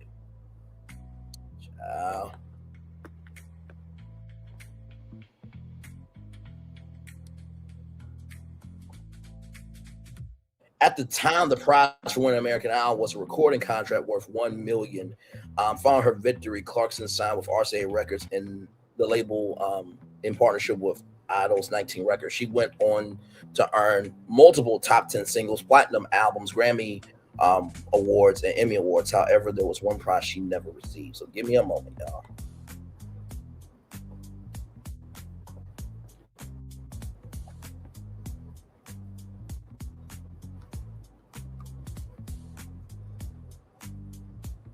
$220,800 richer now? Is that what it is? I think that's right. That's a nice number. So what was the moment you took that in? That That changes They still your haven't life. paid me. Oh. This is, let me, you know what? I relate to this. Put the pressure on. I relate to this so hardcore because whenever I won, they sold my, you probably weren't alive when I was on American Idol, but I literally was on the show and they were like, oh, you win $1 million or whatever. Da, da, da. No, you didn't. They lied. Wait, you did what? not. What'd you No, get? it was like $1 million worth of investment in you. That's great. Like, you know what I'm saying? Yes! I didn't know that. And then they said you get a car, and I needed it because my car was bashed in and I couldn't afford the deductible. And no, I did not get a car. And then Clay Aiken, who didn't win the second season, got a car and his mom. Unbelievable. Oh, Clay Aiken got some smoke from the legend. I remember Clay telling me that the second season, he's like, yeah, they gave my mom one. I was like, I'm going to actually kick your ass right now.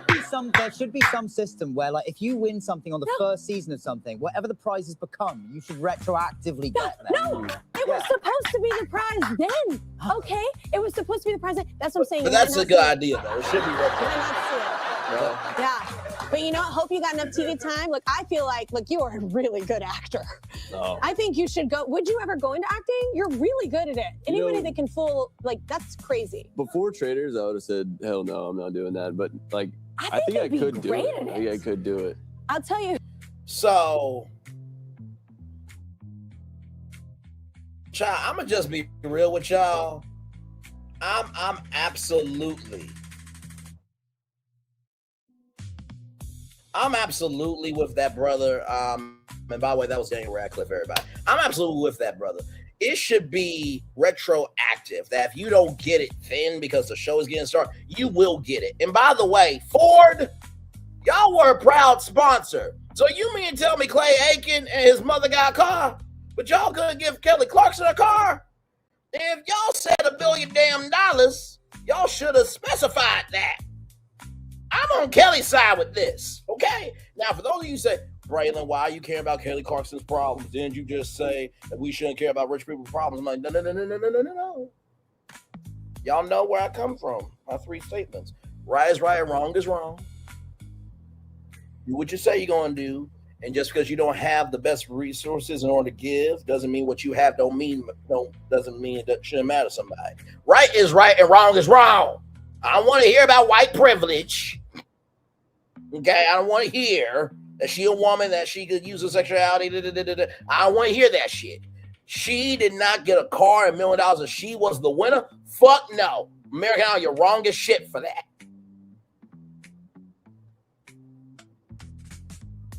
And Carrie Underwood with your MAGA ass, you got a car too? Now, we'll see if Clay Aiken and Carrie Underwood will say it, right? And personally, American Idol is good enough now where, what season are they? Because they're on right now on ABC. Let me see what season it is. What season is American Idol on? American Idol is currently in its 24th season. 24th season. Premiering January 26, 2026. This is the 9th season since the show's revival on ABC. The judges are Carrie Underwood, Luke Bryan, and Lionel Richie, with Ryan Seacrest hosting. So, I think for the 25th season, for the first live show, y'all give Kelly Clarkson a car and a fucking $1 million. Do it big, damn it. Yeah, when it was the big finale on Fox, y'all brought out everybody. Y'all did big stuff. I mean, even Brian Dunkelman came back. Give Kelly Clarkson her $1 million and that car, okay? Please and thank you. And then they say, you get a car, and I need it because my car is bashed in. I couldn't afford the insurance deductible. And she shared, no, and she shared, and then no, I did not get a car. The show then rubbed salt in the wound by giving season 2 runner-up Clay Aiken and his mom each a car. I'm like, what the fuck? Clarkson jokingly recalled. I remember Clay telling me that second season. He was like, yeah, they gave my mom one. I was like, I'm gonna actually kick your ass right now, Kelly. You got some black in you, child, and I'm here for it. I'm here for it. And you know what? I think that's the main reason why people really didn't like Kelly, because it's just like, do you have any emotions at all? it's just like, yes, yes, yes. It's almost like somebody being like Miss Banshee Gnosis. Break every chain. Break every chain. It's been 9 years, 9 motherfucking ass years. You want God to break chains that you placed upon yourself. No more, no more, no more drama. No more, no more, no more drama. Where the story be, where the story ends for me, and then how the story began.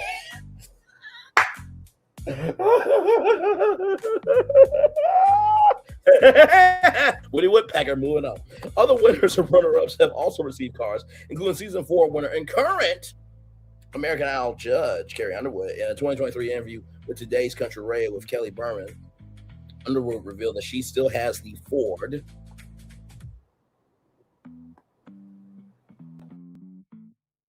Mustang convertible she won on the show.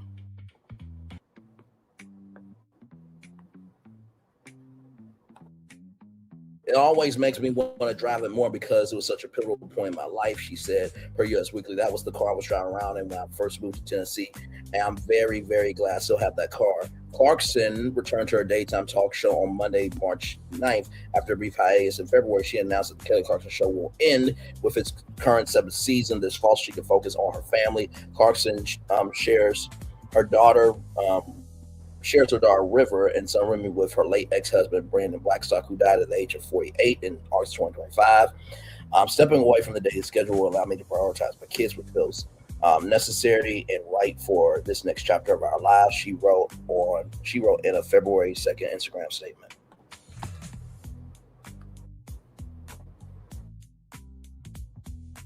Because even Ryan Seacrest has been on the show. You know what?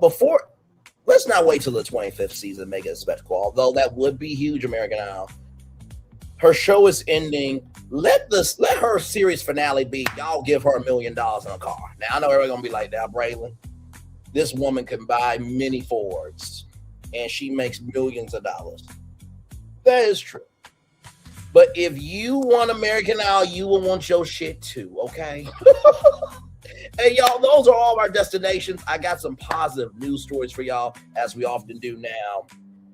The tariff situation is still ongoing. FedEx is suing the U.S. government. Many other companies are suing the U.S. government. And one of those companies is this one.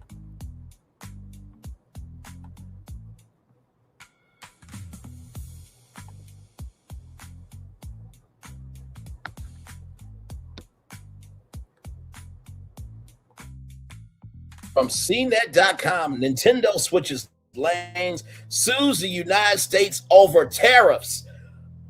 Man,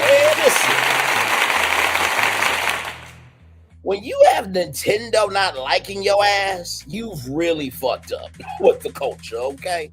Mario wants his money back. Shout out to Oscar Gonzalez from CNET.com. Let's get into it.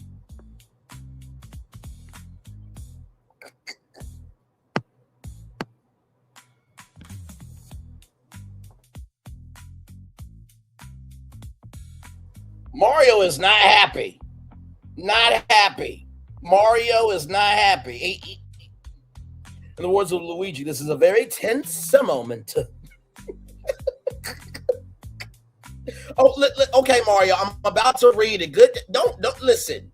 There's some other people you should run over, and I give a fuck about how they recover, and leave them be before me. Okay, listen. I'm gonna read the destination right now. Okay. Okay, we good. Okay, good. And congratulations on the Super Mario Galaxy movie. Can't wait for it. April 1st is going to be good. All right, moving on.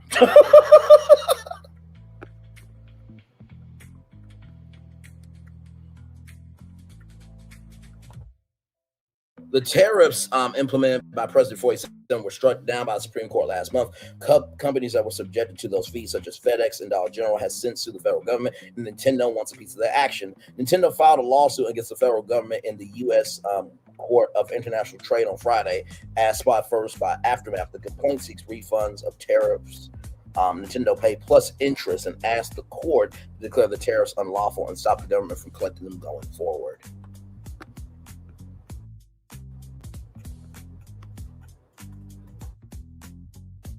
Since February 1st, 2025, President 47 has executed the unlawful executive orders imposing tariffs on imports from a vast swath of countries, Nintendo said in the complaint.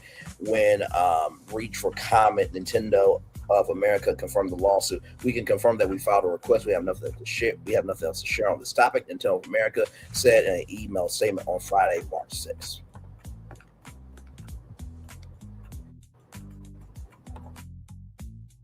It is unclear how much Nintendo paid in tariffs and did not state an amount in the lawsuit. While the Switch was priced at $450 when it was launched last year and has stated that amount, Nintendo did increase the price of the original Switch and accessories for both consoles.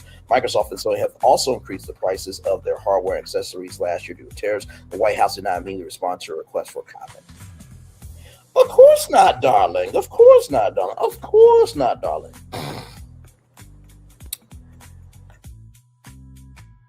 On February 20th, the Supreme Court ruled by a vote of 6-3 that the sweeping tariffs 47 instituted last year exceeded his executive powers. Following the ruling on the same day, 47 announced a new set of tariffs of 10% on foreign goods that will last for 150 days, starting February 24th. The decision on what to do with the collected tariffs are reported $166 billion. $166 billion, $166 motherfucking ass $billion has been left to the U.S. Court of International Trade. Judge Richard Eden told the U.S. Customs and Border Protection on Wednesday, March 4th, to refund the imports that were forced to pay tariffs, which is more than $330,000. On Friday, the CPB said it couldn't easily issue tariff refunds because the system requires duties to be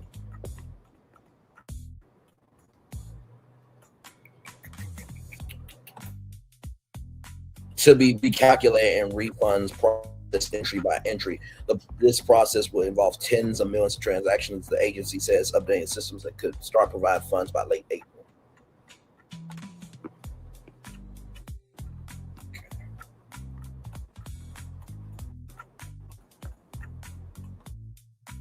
This is why I gotta say all that. If the president can use campaign funds to pay an adult star and to spank him, okay, if he could go to an island and, judge women's vulvas and tissue and their tightness and force them to perform fellatio with him and grape a 13-year-old, and that the allegations of raping E.G. Carroll was substantially true, of him doing that to E.G. Carroll in a dressing room, a U.S.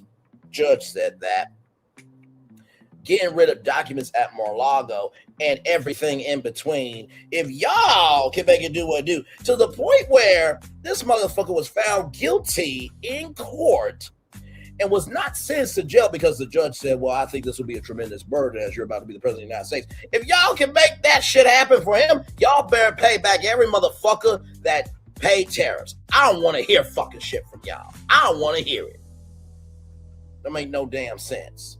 And then on top of that, one of the people that got pardoned by the president is in jail for life over some CP abuse and everything in between. Now, remember how I talked about Beyonce and how she's investing in businesses and stuff? I got an opportunity for y'all. Okay? All right, let's get into it.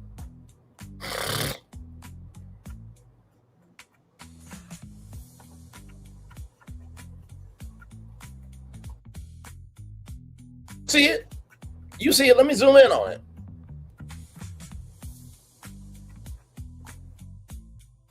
Beyonce Sacred is looking for a social media manager. Okay? All right, let's get into some things. Here we go.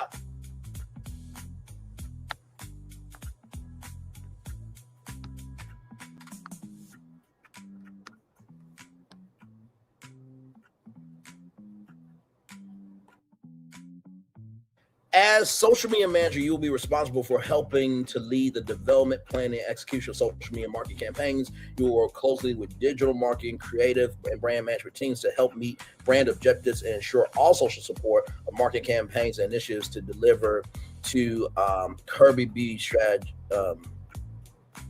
Kirby Beauty Strategy or current beauty strategy and key performance indicators. Creative should have a strong creative writing, and verbal communication skills, as well as a knowledge of the social media, with a basis for TikTok, digital media, and artificial intelligence spaces. Particularly in beauty, candidates should feel comfortable working in a fast-paced startup environment and have a can-do attitude. Efficiency is your mile. Exceptional organizational and time management skills, ability to juggle multiple ongoing priorities at the same time, and quick to pivot as things change in real time. Candidates should be on the cusp of social innovation, always ahead of what's next in trends within social and digital. It has a deep seated passion for social media. Candidates should also be able to have a strong creative eye for beauty and edge, child.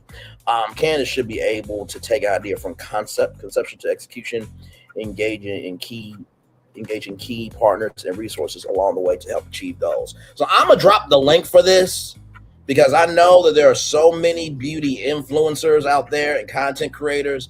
And listen, maybe you are a hair stylist, right? Maybe you run your own hair store, right? This is a huge opportunity. Because here's the thing, right? Anybody can talk about information that's happening with companies and corporations and this, that, and third, but it takes somebody to utilize information as a tool to help people level up. There's a difference, distinction, and a frequency between those two spaces, okay? So I'm going to drop the link here.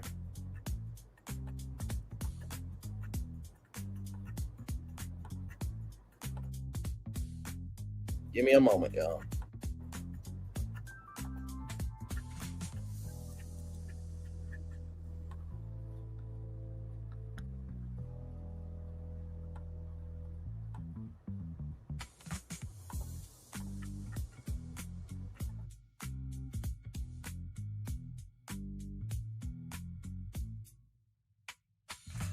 So there goes the link right there.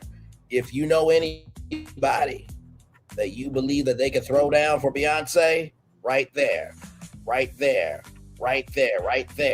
Listen, I saw it this morning. I'm like, no, we got to talk about it. We got to talk about it. And that's not all I got for y'all. I got one more thing. Come over here. See, this is why I say a lot happens early over here, because you'll hear about some stuff that you won't hear about anywhere else on social media. Come here. Now, come here now. All right, you here now? Okay, good.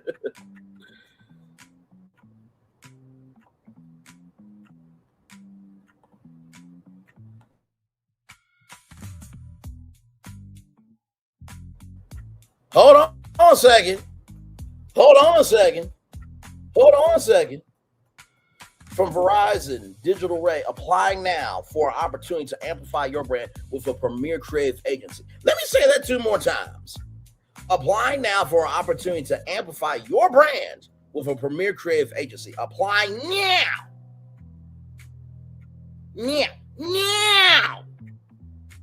For an opportunity to amplify your brand with a premier creative agency. Let's get into it. Rather.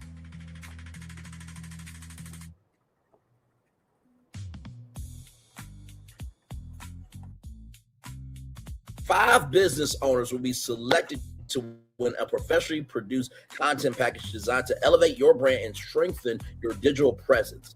Verizon has partnered with Nexttree and Digital Ready subject matter experts Vanessa and Jackson Calvin of the Lemonade Stand.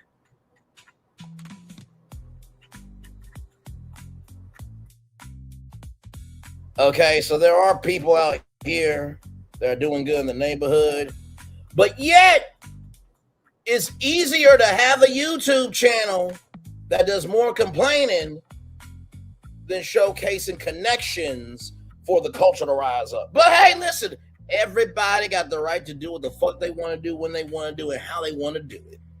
Like Todd Chrisley said, Some of y'all ain't hoes. Y'all are exhibiting hoe behavior. That's what Todd Chrisley said. Don't get mad at me. Moving on.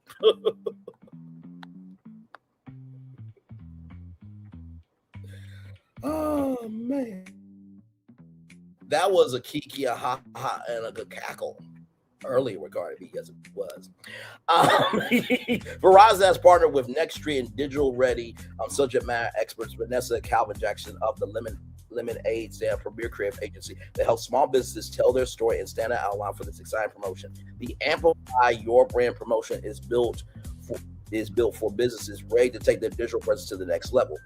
Winners will receive a content package valued at $17,000, including a custom video, content plan, and digital assets that help you put your digital ready learnings into practice and support business growth. So this is what the 5 winners are going to receive, okay?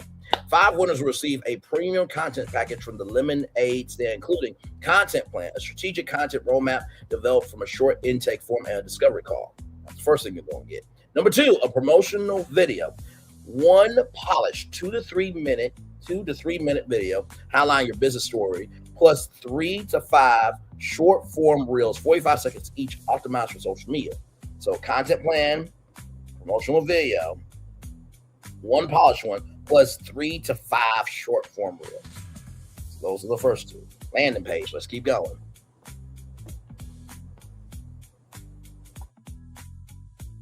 Landing page, a custom product or service page featuring your new video designed to convert site visitors into customers. Launch ready assets ready to use, 2-part email series or social media announcement to launch to promote your video and drive engagement. And number 5, integration, optimal link tree setup and simple automations to provide a seamless path for customers to book or buy your products/services. Let's keep going.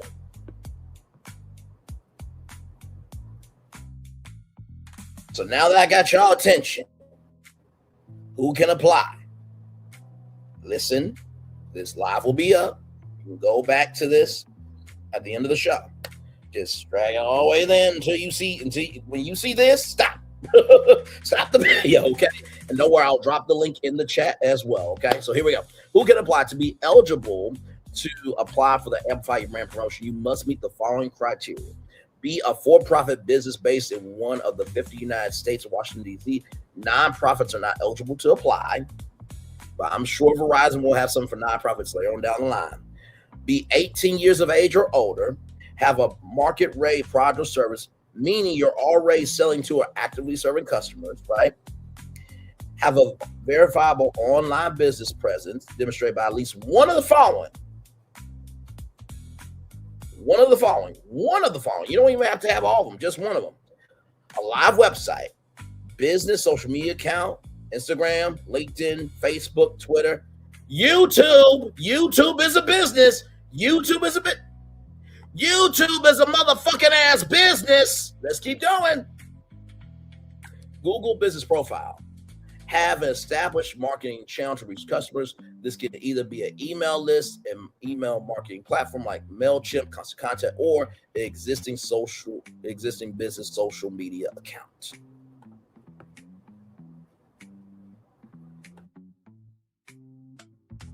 Have an established brand, meaning you already have a business logo or brand color palette, and then be able to provide required business and financial verification documents such as W-9s, ACH, etc. if selected to be a finalist. Please review the Amplify Your Brand official rules for full eligibility requirements and exclusions. Here's how you apply.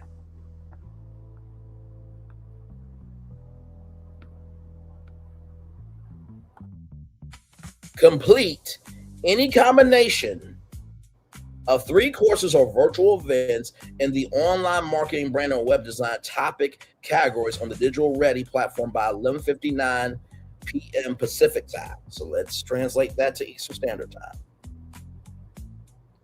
11:59 p.m. Pacific time to Eastern.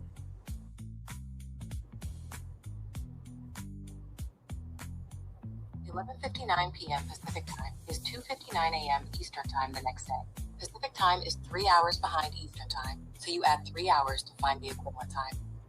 Thank you very much, Google. So you have until March 18th at 2:59 a.m. Eastern Standard Time, which would be 11:59 p.m. Pacific Time, to get any combination of 3 courses or virtual events done in the online marketing, brand, or creative branding or website design topic categories in the Digital Ready platform. And then on that same day, right? Well, you can do it all the way up to that day. And then submit the application by 11:59 p.m. Pacific Time on March 18th. Late applications will not be considered. Y'all, this is a huge opportunity. Only 5 can get it, but at least you now know. So let me drop that link in the chat for y'all right here.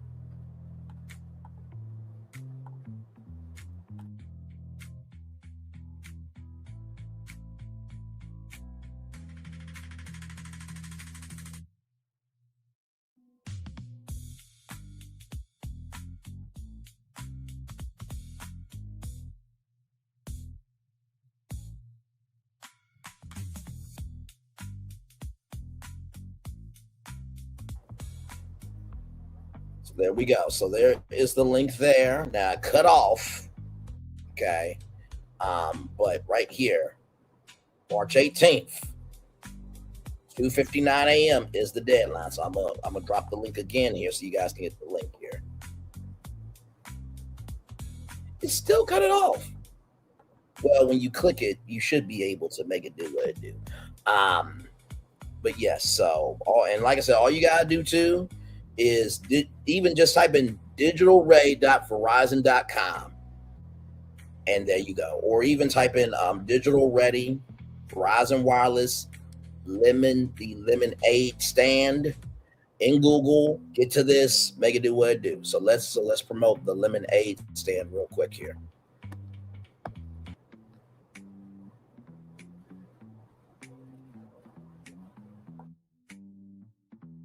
About Vanessa and Calvin Jackson and the Lemonade Stand. The Lemonade Stand is a boutique creative agency founded and led by Digital Ready subject matter experts Vanessa and Calvin Jackson. For over a decade, the Stand has delivered big city talent with neighborly care, with expertise across branding and marketing strategy, web and app development, digital and print design, social and email campaigns, and video production. Come through. Vanessa and Calvin partner with organizations to elevate their stories and turn vision into visibility. Their work is rooted in strategy, fueled by creativity and design to help their partners build authentic, human-centered connections. So,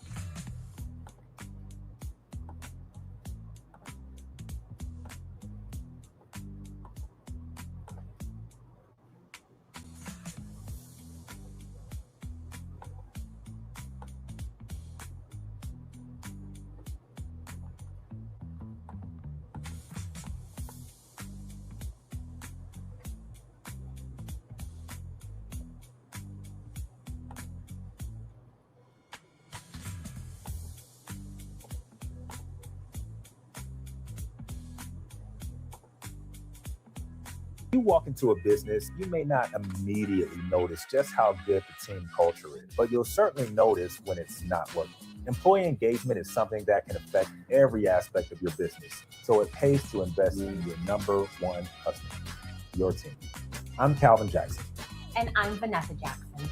We're from the Lemonade Stand, a premier marketing design agency. Today, we have a team dynamic that we're extremely proud of. But we will admit, it took some work to get there. What are some of the signs that your team culture needs work, and how do you revitalize it? In this video, we'll share some of the most valuable tips we've learned on our journey to creating a purpose-driven culture that retains top talent while boosting customer satisfaction. Step 1, assess your current culture. Signs of an ailing culture can show up anywhere and can sometimes be attributed to individual performance. But if you're noticing lackluster contributions in multiple areas like customer service, job performance, or participation in meetings, it's time for a closer look. Determine where there might be pain points for your team. This means not working off assumptions and instead investigating how they really feel about your company culture. Talk to your team members one-on-one or offer them opportunity to provide anonymous feedback. Some may feel intimidated to share their concerns, so creating a safe environment for everyone is key. Now, it's never easy to hear things that aren't positive. At the stand, we host quarterly reviews with our team, and we've had some tough conversations during these sessions. But it was essential to get a true sense of what needed to change. Number 2, empower your team. One of the top ways to create buy-in for your company culture is to enlist your team's help in shaping it. Be transparent about your culture elevating goals and ask for their ideas on what kinds of initiatives would make them feel more connected to the team and the mission. We've always been advocates for employees working with you rather than for you. But we have to take that take. During our quarterly reviews, we ask our team questions like, what's going well for you? What could have gone better this quarter? Describe the kind of work that inspires you the most. What can we do to continue to foster a sense of community with our team? By involving our team in ideation and decision-making, we make them feel empowered, and it benefits our initiatives with a diversity of opinions. Number 3, commit to action.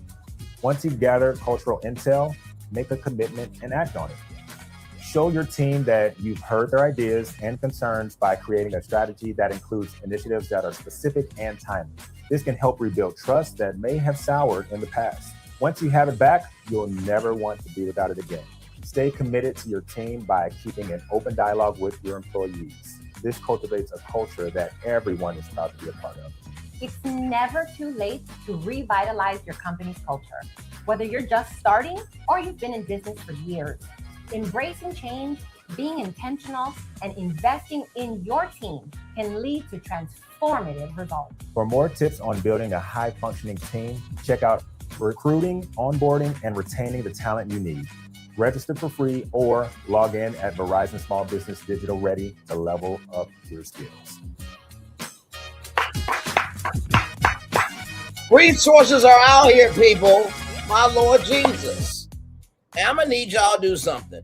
If somebody is talking about more problems, complaining, and they ain't being about wanting to move forward with solutions,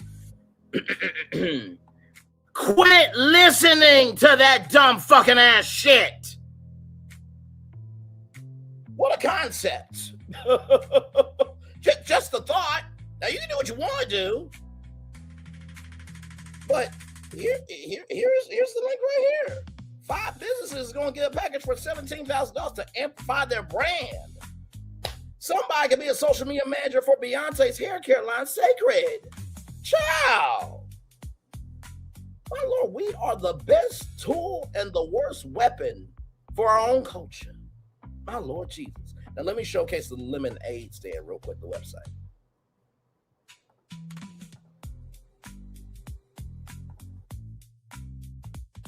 Beautiful website, by the way. Just want to say that.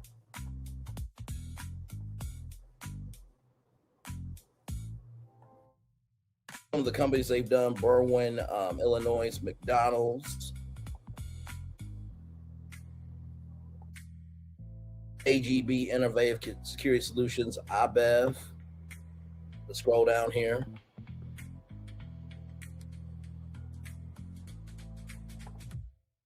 Kelly Inferno Group, Anico Boutique, Cure Epilepsy, Anchor, hang on, y'all. Anchor Church Palaus.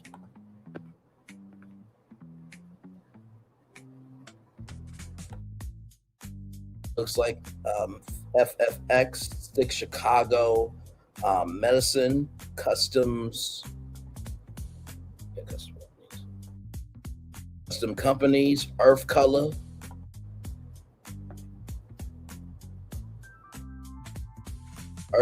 Socially Authentic,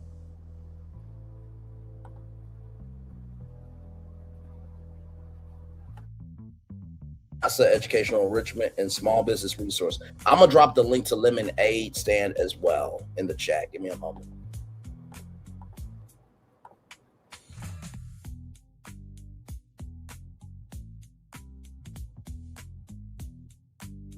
So y'all, that's all I got for y'all. I hope y'all enjoyed the show today. It was, it was a time, child. We talked about 2 black women do a 33-hour-long live stream covering our history.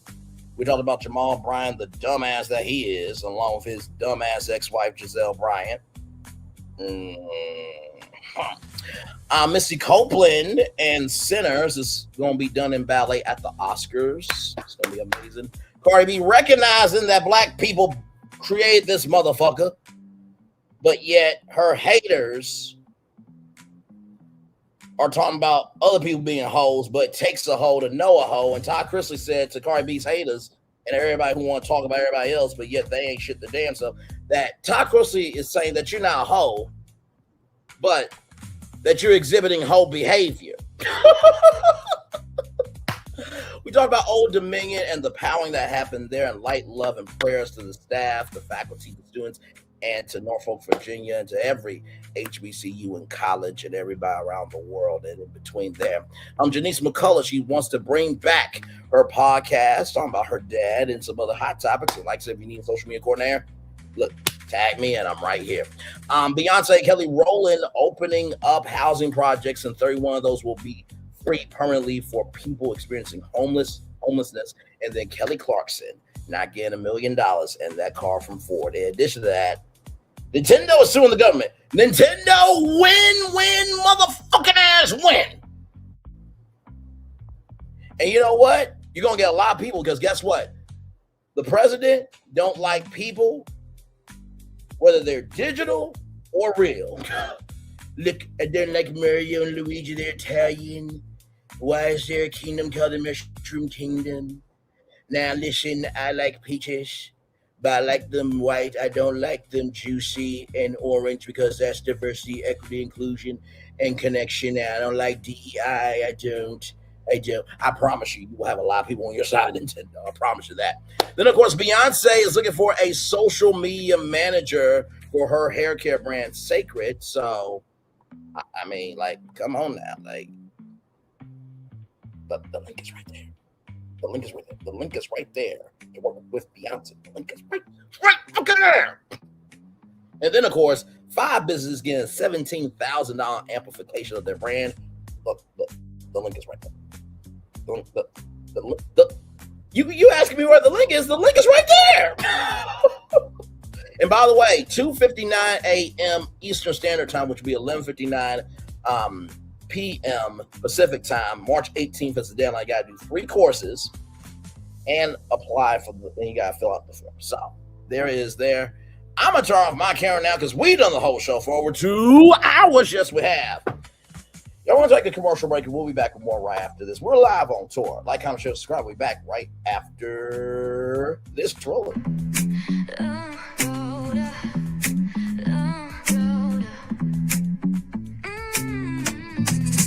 Lights go low, the city goes high. Stories untold under moonlit skies. Brave lonely, got the vibe, got the flow for the culture. Yeah, you already know. Turn it up, lean back, feel the breeze. Late night truths drifting through the trees. It's for the culture, by the culture. Brave lonely's got the soul to show ya. Breaking it down, lifting it higher. Feel the rhythm, spark the fire. Headlines flip with a soulful twist. Behind the scenes where the magic sits. It's the heartbeat of the now and the then, where the story starts and never ends. Tune in, lean and feel the groove. Every moment, a vibe you can't lose. It's for the culture, by the culture. Brave lonely's got the soul to show ya. Breaking it down, lifting it higher. Feel the rhythm, spark the fire.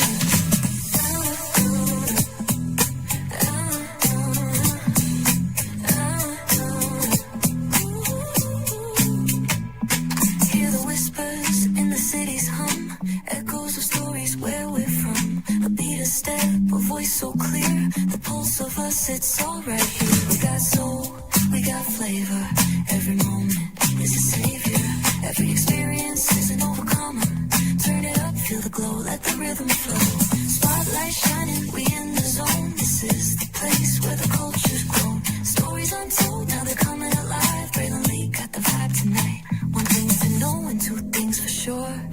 is waiting and lower is available. But either way, we gotta go on tour. It's Braylon Lee's virtual tour, where the culture makes its move. Feel the love, feel the truth. This is us, this is you.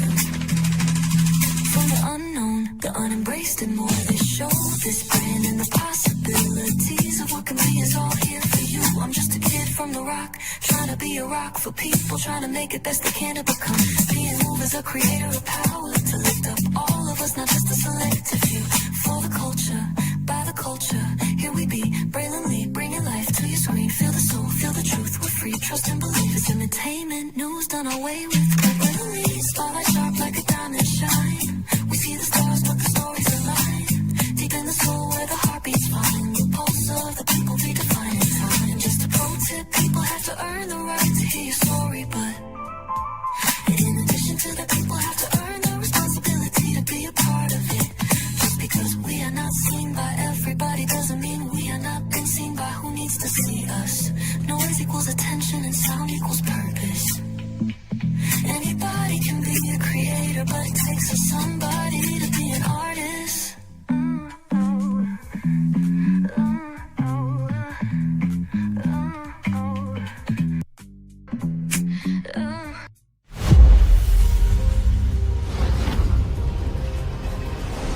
Beyond this gate, find gardens green and epic worlds to fill your dreams.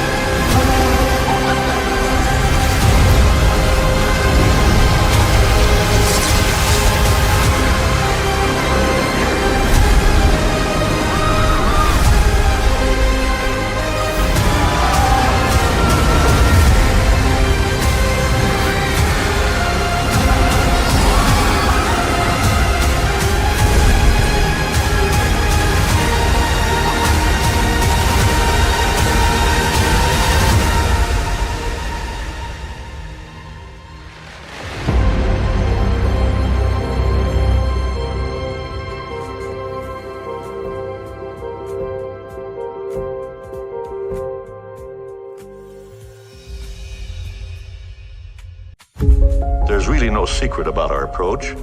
We keep moving forward. with the hope that it will be a source of joy and inspiration to all the world. In Disney's 102-year history, there have been many defining moments and countless achievements. Today, we celebrate another thrilling moment, the creation of a spectacular new Disney theme park resort coming to Abu Dhabi.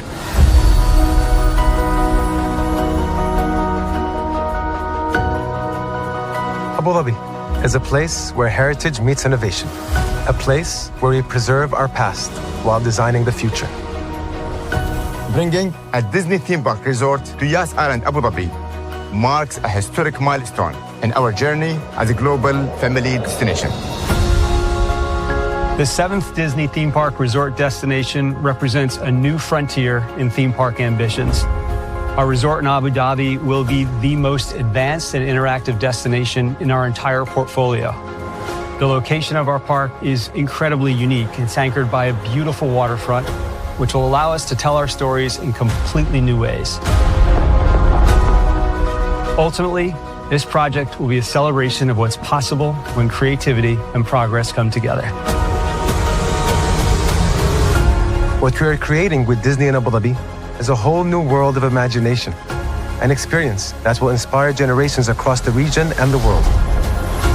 This collaboration represents a powerful fusion of Disney's unmatched legacy in storytelling and Mira's commitment to bringing world-class entertainment to our guests. Abu Dhabi's vision for the future is to create a legacy for generations to come. Disneyland Abu Dhabi will be authentically Disney and distinctly Emirati.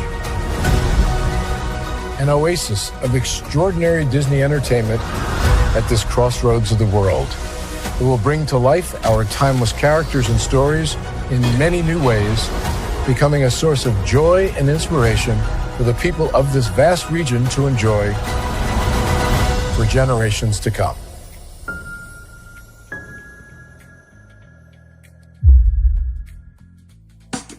Caesar. Just look at him. Politician. General. Author. Ruler. Man.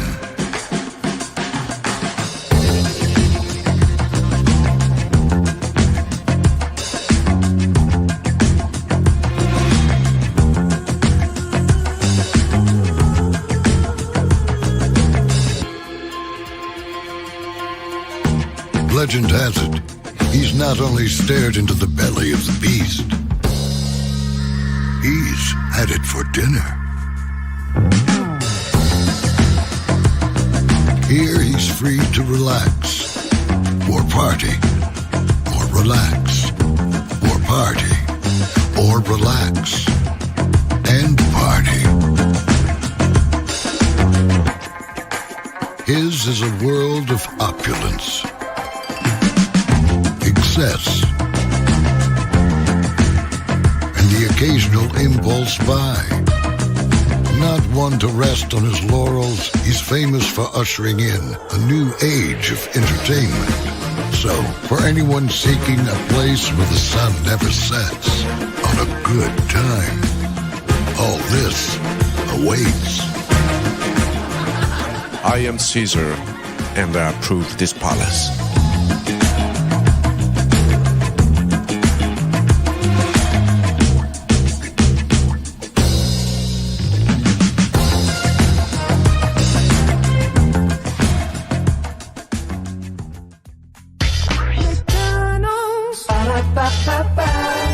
I'm loving it. I'm loving y'all right back. Welcome back. And you know, today is such a good damn Friday. I just want to can I give y'all just one more destination? Let's do it.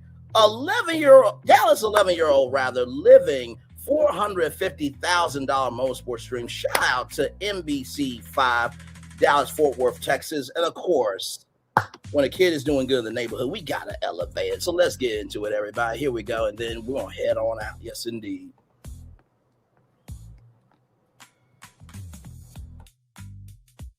The inaugural Java House Grand Prix is expected to draw massive crowds from Arlington, Texas, massive crowds to Arlington, Texas, rather, from March 13th through the 15th. So that's starting today, everybody. Many of those spectators will be children across the country, motorsports, Formula One, NASCAR, IndyCar, etc. And also to shout out to the K1 circuit, because K1 Speed has been making it do what it do for a while, have been growing popularity among younger fans. A growing segment of motorsport spectators is the younger crowd. I will also like to say that the Sonic racing game and the Mario Kart racing game, all the racing games contribute to that too. One of those kids is already living out many of his racing dreams. 11-year-old Liam Nashwati. Sorry if I butchered that, my brother. My bad. The professional go-kart driver just started at just 6 years old. What was supposed to be a hobby turned into an international circuit on karts, reaching speeds of up to 90 miles per hour. You mean to tell me that 11-year-old is handling 90 miles per hour? Oh, my Lord Jesus. God bless the child. Ooh. Now, I'm not a dad, but I am a human being who gives a fuck about people. So I'm like, 90, oh my God. That's, man.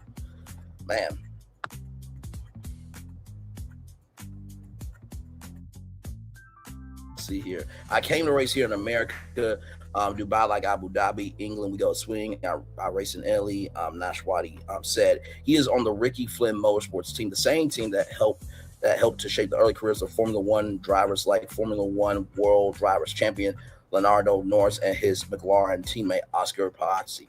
Liam said he loves the thrill. His parents want to make sure he is always safe. Exactly right. While knowing the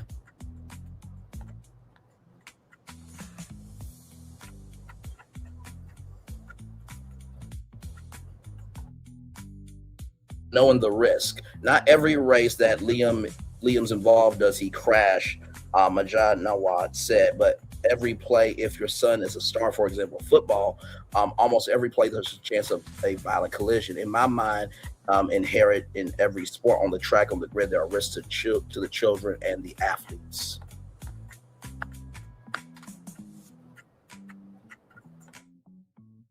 Liam would love to fulfill his dream of earning a rare seat in Formula One. While Formula One is very different than IndyCar racing, he and his family are very excited about the Java House Grand Prix racing into Arlington, Texas. That's definitely a big milestone for Texas as a state, and IndyCar for itself. I think that's really exciting, Liam said.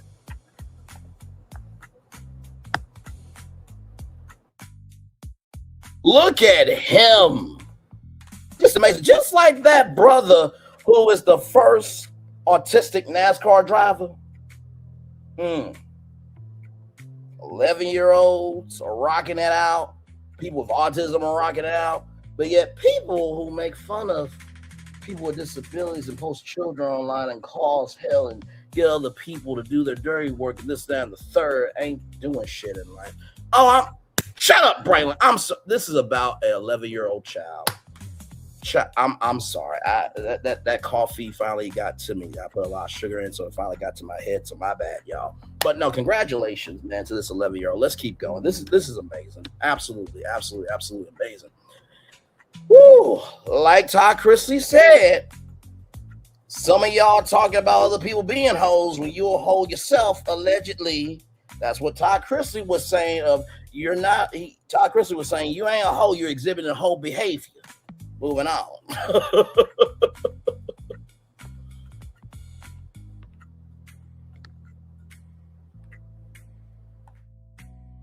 His dad agreed and also thinks it will help attract even more events like it to North Texas. In our opinion, more motorsport fans need more events here. We're happy that Arlington, the officials in Arlington, were able to make it happen, Majid said.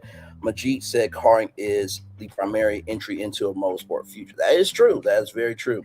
That's why Liam has accepted the sacrifices that include homeschooling, less time with friends, and massive financial commitment for his parents. To race with the top international teams, your budget for a full race season should be around $350,000 to $450,000. Oh my God, that's like going into Shark Tank and asking that for 10% of the business. My Lord.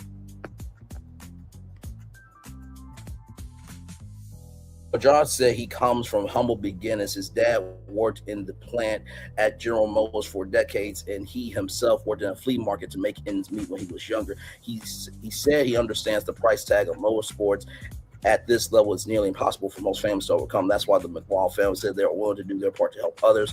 Majid said the family donates racing suits, car parts, and so much more. We help families and raise money for kids who otherwise wouldn't have the budget to go into motorsports because it's so cost prohibitive. Majid said the Java House Grand Prix sprints through Arlington March 13th through the 15th. Kids 12 and under get free admission, get free general admission with a ticketed adult.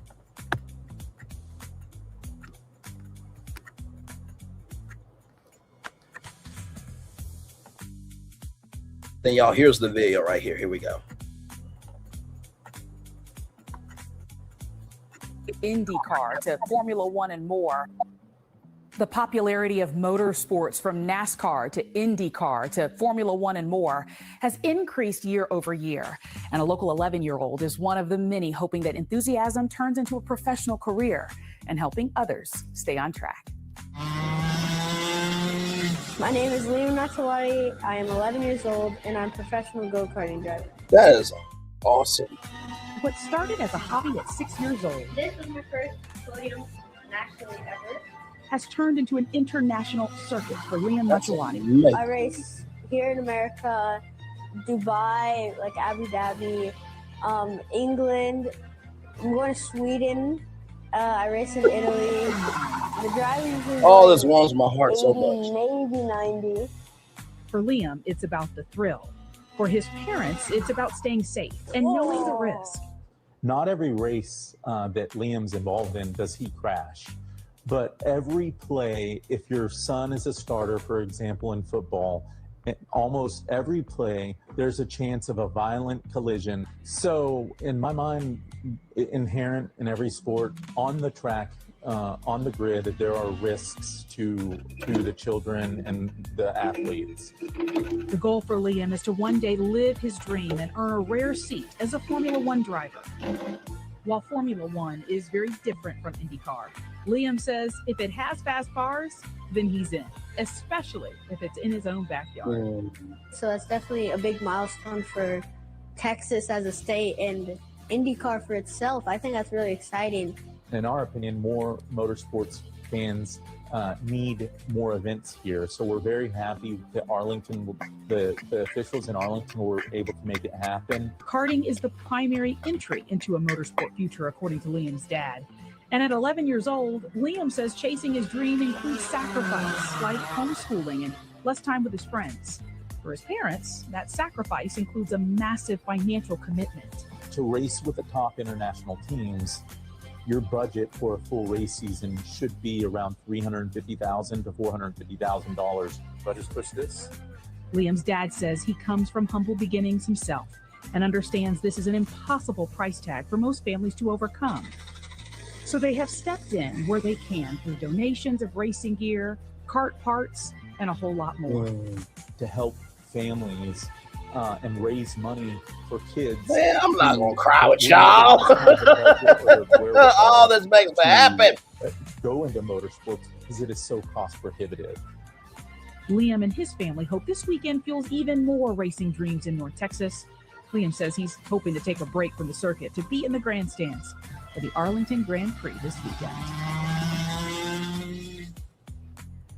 The Java House Grand Prix starts today through the weekend in Arlington. Kids 12 and under get in for free with general admission with a ticketed adult. Thank you so much, my good sister, for that. What a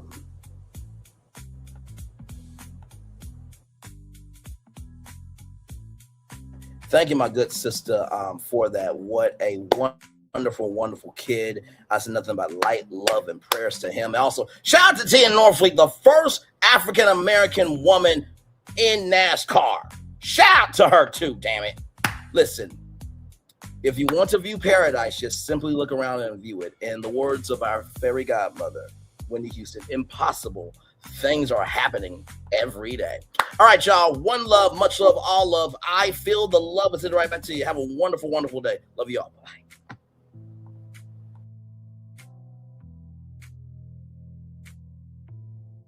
I thought I should tell you they've been talking about you. Yeah, they've been talking about you. They've been talking about the fact that they've done everything they could to stop you and everything they could to block you, but you still win. They've been talking about the fact that they have undermined your success and they have tried to sabotage your seasons, but you keep winning. They've been talking about the fact that even though they don't like each other, they get together to try to kill you, but you keep winning. They've been talking about the fact that you were voted least likely to succeed, but like cream, you keep rising to the top. They've been talking about how they tried to burn your world down, but like the phoenix, you rose from the ashes. They've been talking about you. And you know what they say? Oh, she's just lucky. He's just lucky. But no, you ain't lucky. You're anointed.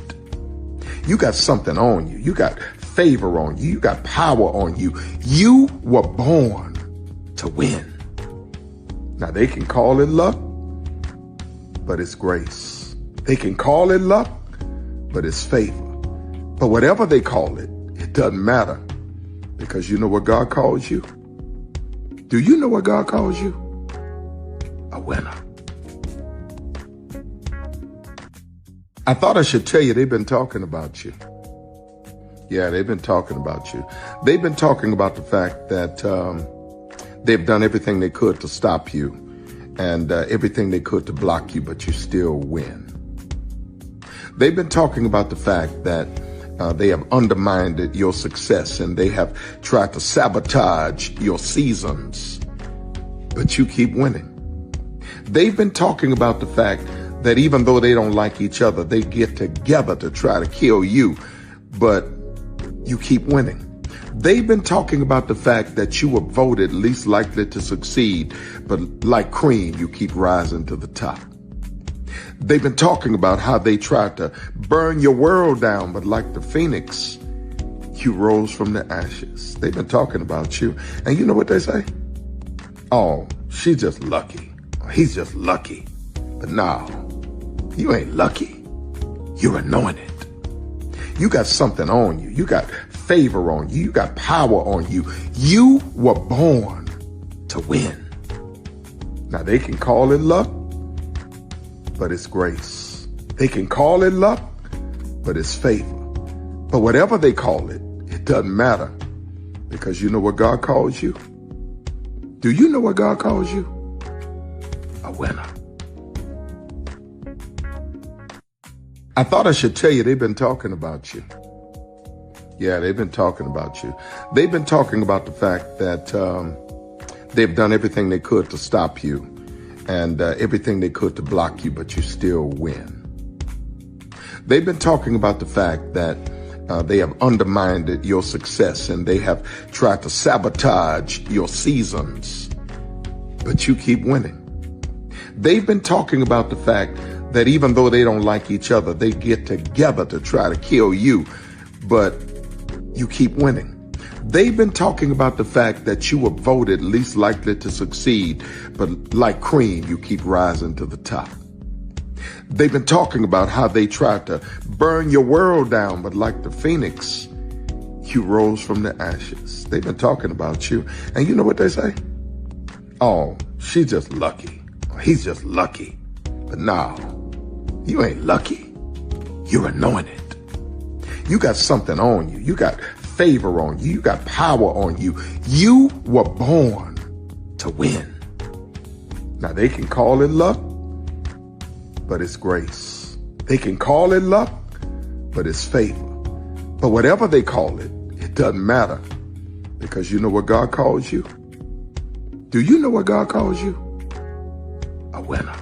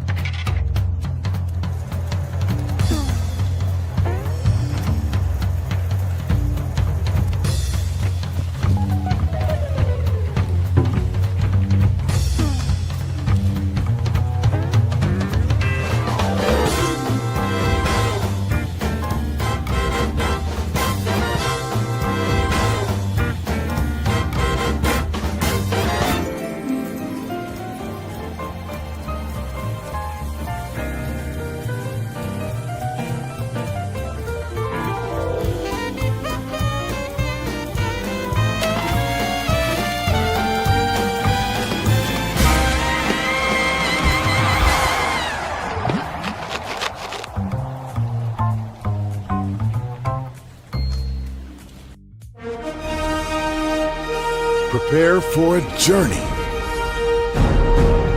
beyond imagination, beyond belief, beyond anything you've experienced before. Universal Epic Universe, a new theme park where you'll step through extraordinary portals to 5 immersive worlds. Prepare for a cosmic voyage of discovery, an isle of fire-breathing excitement, a shadowy world of monsters and mystery, new wonders in the wizarding world, and a new way to play.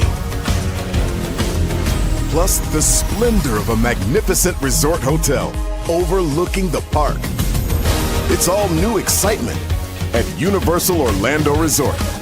A week's worth of vacation thrills with 4 amazing theme parks, a variety of spectacular themed hotels, and incredible dining and entertainment. It's all at Universal Orlando Resort, where you'll find new adventures every day. Explore the astonishing worlds of Universal Epic Universe at Universal Orlando Resort. Because here's the thing, a good streamer can find other content. Because here's the thing, a good streamer can find other content. Because here's the thing, a good streamer can find other content. Because here's the thing, a good streamer can find other content. Because here's the thing, a good streamer can find other content. Because here's the thing, a good streamer can find other content. Because here's the thing, a good streamer can find other content. Because here's the thing, a good streamer can find other content. Because here's the thing, a good streamer can find other content. Because here's the thing, a good streamer can find other content. Because here's the thing, a good streamer can find other content. I have been moving on my own accord, covering Black culture. There is more to life. I heard that, friend. Braylon, shout out to Braylon. Make sure y'all go follow Braylon in case y'all haven't. I love your content. I have been moving on my own accord, covering Black culture. There is more to life. I heard that, friend. Braylon, shout out to Braylon. Make sure y'all go follow Braylon in case y'all haven't. I love your content. I have been moving on my own accord, covering Black culture. There is more to life. I heard that, friend. Braylon, shout out to Braylon. Make sure y'all go follow Braylon in case y'all haven't. I love your content. I have been moving on my own accord, covering Black culture. There is more to life. I heard that, friend. Braylon, shout out to Braylon. Make sure y'all go follow Braylon in case y'all haven't. I love your content. I have been moving on my own accord, covering Black culture. There is more to life. I heard that, friend. Braylon, shout out to Braylon. Make sure y'all go follow Braylon in case y'all haven't. I love your content. Child, Braylon been over there doing his thing, minding his GD business, staying out of trouble, trying to get the folks some positive stuff to talk about. Besides lying all the damn time. Child, Braylon been over there doing his thing, minding his GD business, staying out of trouble, trying to get the folks some positive stuff to talk about. Besides lying all the damn time. Child, Braylon been over there doing his thing, minding his GD business, staying out of trouble, trying to get the folks some positive stuff to talk about. Besides lying all the damn time. Child, Braylon been over there doing his thing, minding his GD business, staying out of trouble, trying to get the folks some positive stuff to talk about. Besides lying all the damn time. Child, Braylon been over there doing his thing, minding his GD business, staying out of trouble, trying to get the folks some positive stuff to talk about. Besides lying all the damn time. Child, Braylon been over there doing his thing, minding his GD business, staying out of trouble, trying to get the folks some positive stuff to talk about. Besides lying all the damn time. Child, Braylon been over there doing his thing, minding his GD business, staying out of trouble, trying to get the folks some positive stuff to talk about. Besides lying all the damn time. Child, Braylon been over there doing his thing, minding his GD business, staying out of trouble, trying to get the folks some positive stuff to talk about. Besides lying all the damn time? Child, Brandon been over there doing his thing, minding his GD business, staying out of trouble, trying to get the folks some positive stuff to talk about. Besides lying all the damn time? Child, Brandon been over there doing his thing, minding his GD business, staying out of trouble, trying to get the folks some positive stuff to talk about. Besides lying all the damn time? Child, Brandon been over there doing his thing, minding his GD business, staying out of trouble, trying to get the folks some positive stuff to talk about. Besides lying all the damn time? Child, Brandon been over there doing his thing, minding his GD business, staying out of trouble, trying to get the folks some positive stuff to talk about. Besides lying all the damn time? Child, Brandon been over there doing his thing, minding his GD business, staying out of trouble, trying to get the folks some positive stuff to talk about. Besides lying all the damn time? Child, Brandon been over there doing his thing, minding his GD business, staying out of trouble, trying to get the folks some positive stuff to talk about. Besides lying all the damn time? Child, Brandon been over there doing his thing, minding his GD business, staying out of trouble, trying to get the folks some positive stuff to talk about. Besides lying all the damn time? Child, Brandon been over there doing his thing, minding his GD business, staying out of trouble, trying to get the folks some positive stuff to talk about. Besides lying all the damn time? Child, Brandon been over there doing his thing, minding his GD business, staying out of trouble, trying to get the folks some positive stuff to talk about. Besides lying all the damn time? Child, Brandon been over there doing his thing, minding his GD business, staying out of trouble, trying to get the folks some positive stuff to talk about. Besides lying all the damn time? Child, Brandon been over there doing his thing, minding his GD business, staying out of trouble, trying to get the folks some positive stuff to talk about. Besides lying all the damn time? Minding his GD business, staying out of trouble, trying to get the folks some positive stuff to talk about. Besides lying all the damn time? Child, Brandon been over there doing his thing, minding his GD business, staying out of trouble, trying to get the folks some positive stuff to talk about. Besides lying all the damn time? Child, Brandon been over there doing his thing, minding his GD business, staying out of trouble, trying to get the folks some positive stuff to talk about. Besides lying all the damn time? Child, Brandon been over there doing his thing, minding his GD business, staying out of trouble, trying to get the folks some positive stuff to talk about. Besides lying all the damn time? Child, Brandon been over there doing his thing, minding his GD business, staying out of trouble, trying to get the folks some positive stuff to talk about. Besides lying all the damn time? Child, Brandon been over there doing his thing, minding his GD business, staying out of trouble, trying to get the folks some positive stuff to talk about. Besides lying all the damn time? Child, Brandon been over there doing his thing, minding his GD business, staying out of trouble, trying to get the folks some positive stuff to talk about. Besides lying all the damn time?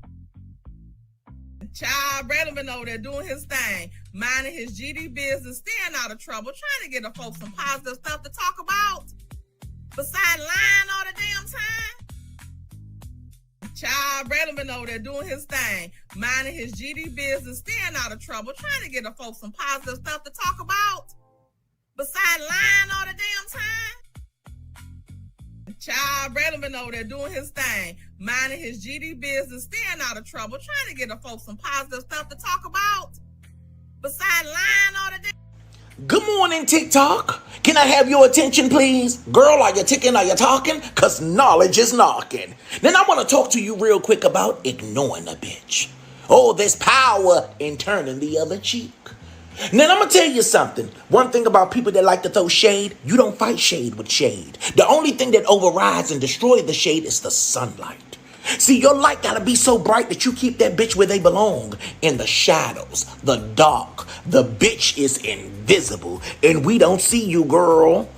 See, you don't go back and forth with a person that's hating on you, because when you do that, you become just like them. A weak bitch. So the next time they mention your name in a status, or your name come up in a conversation. Don't respond because you're too high to look that low. We can't go back and forth with people that we can't reach and that's not on our level. We not sitting at the same table eating the same meals.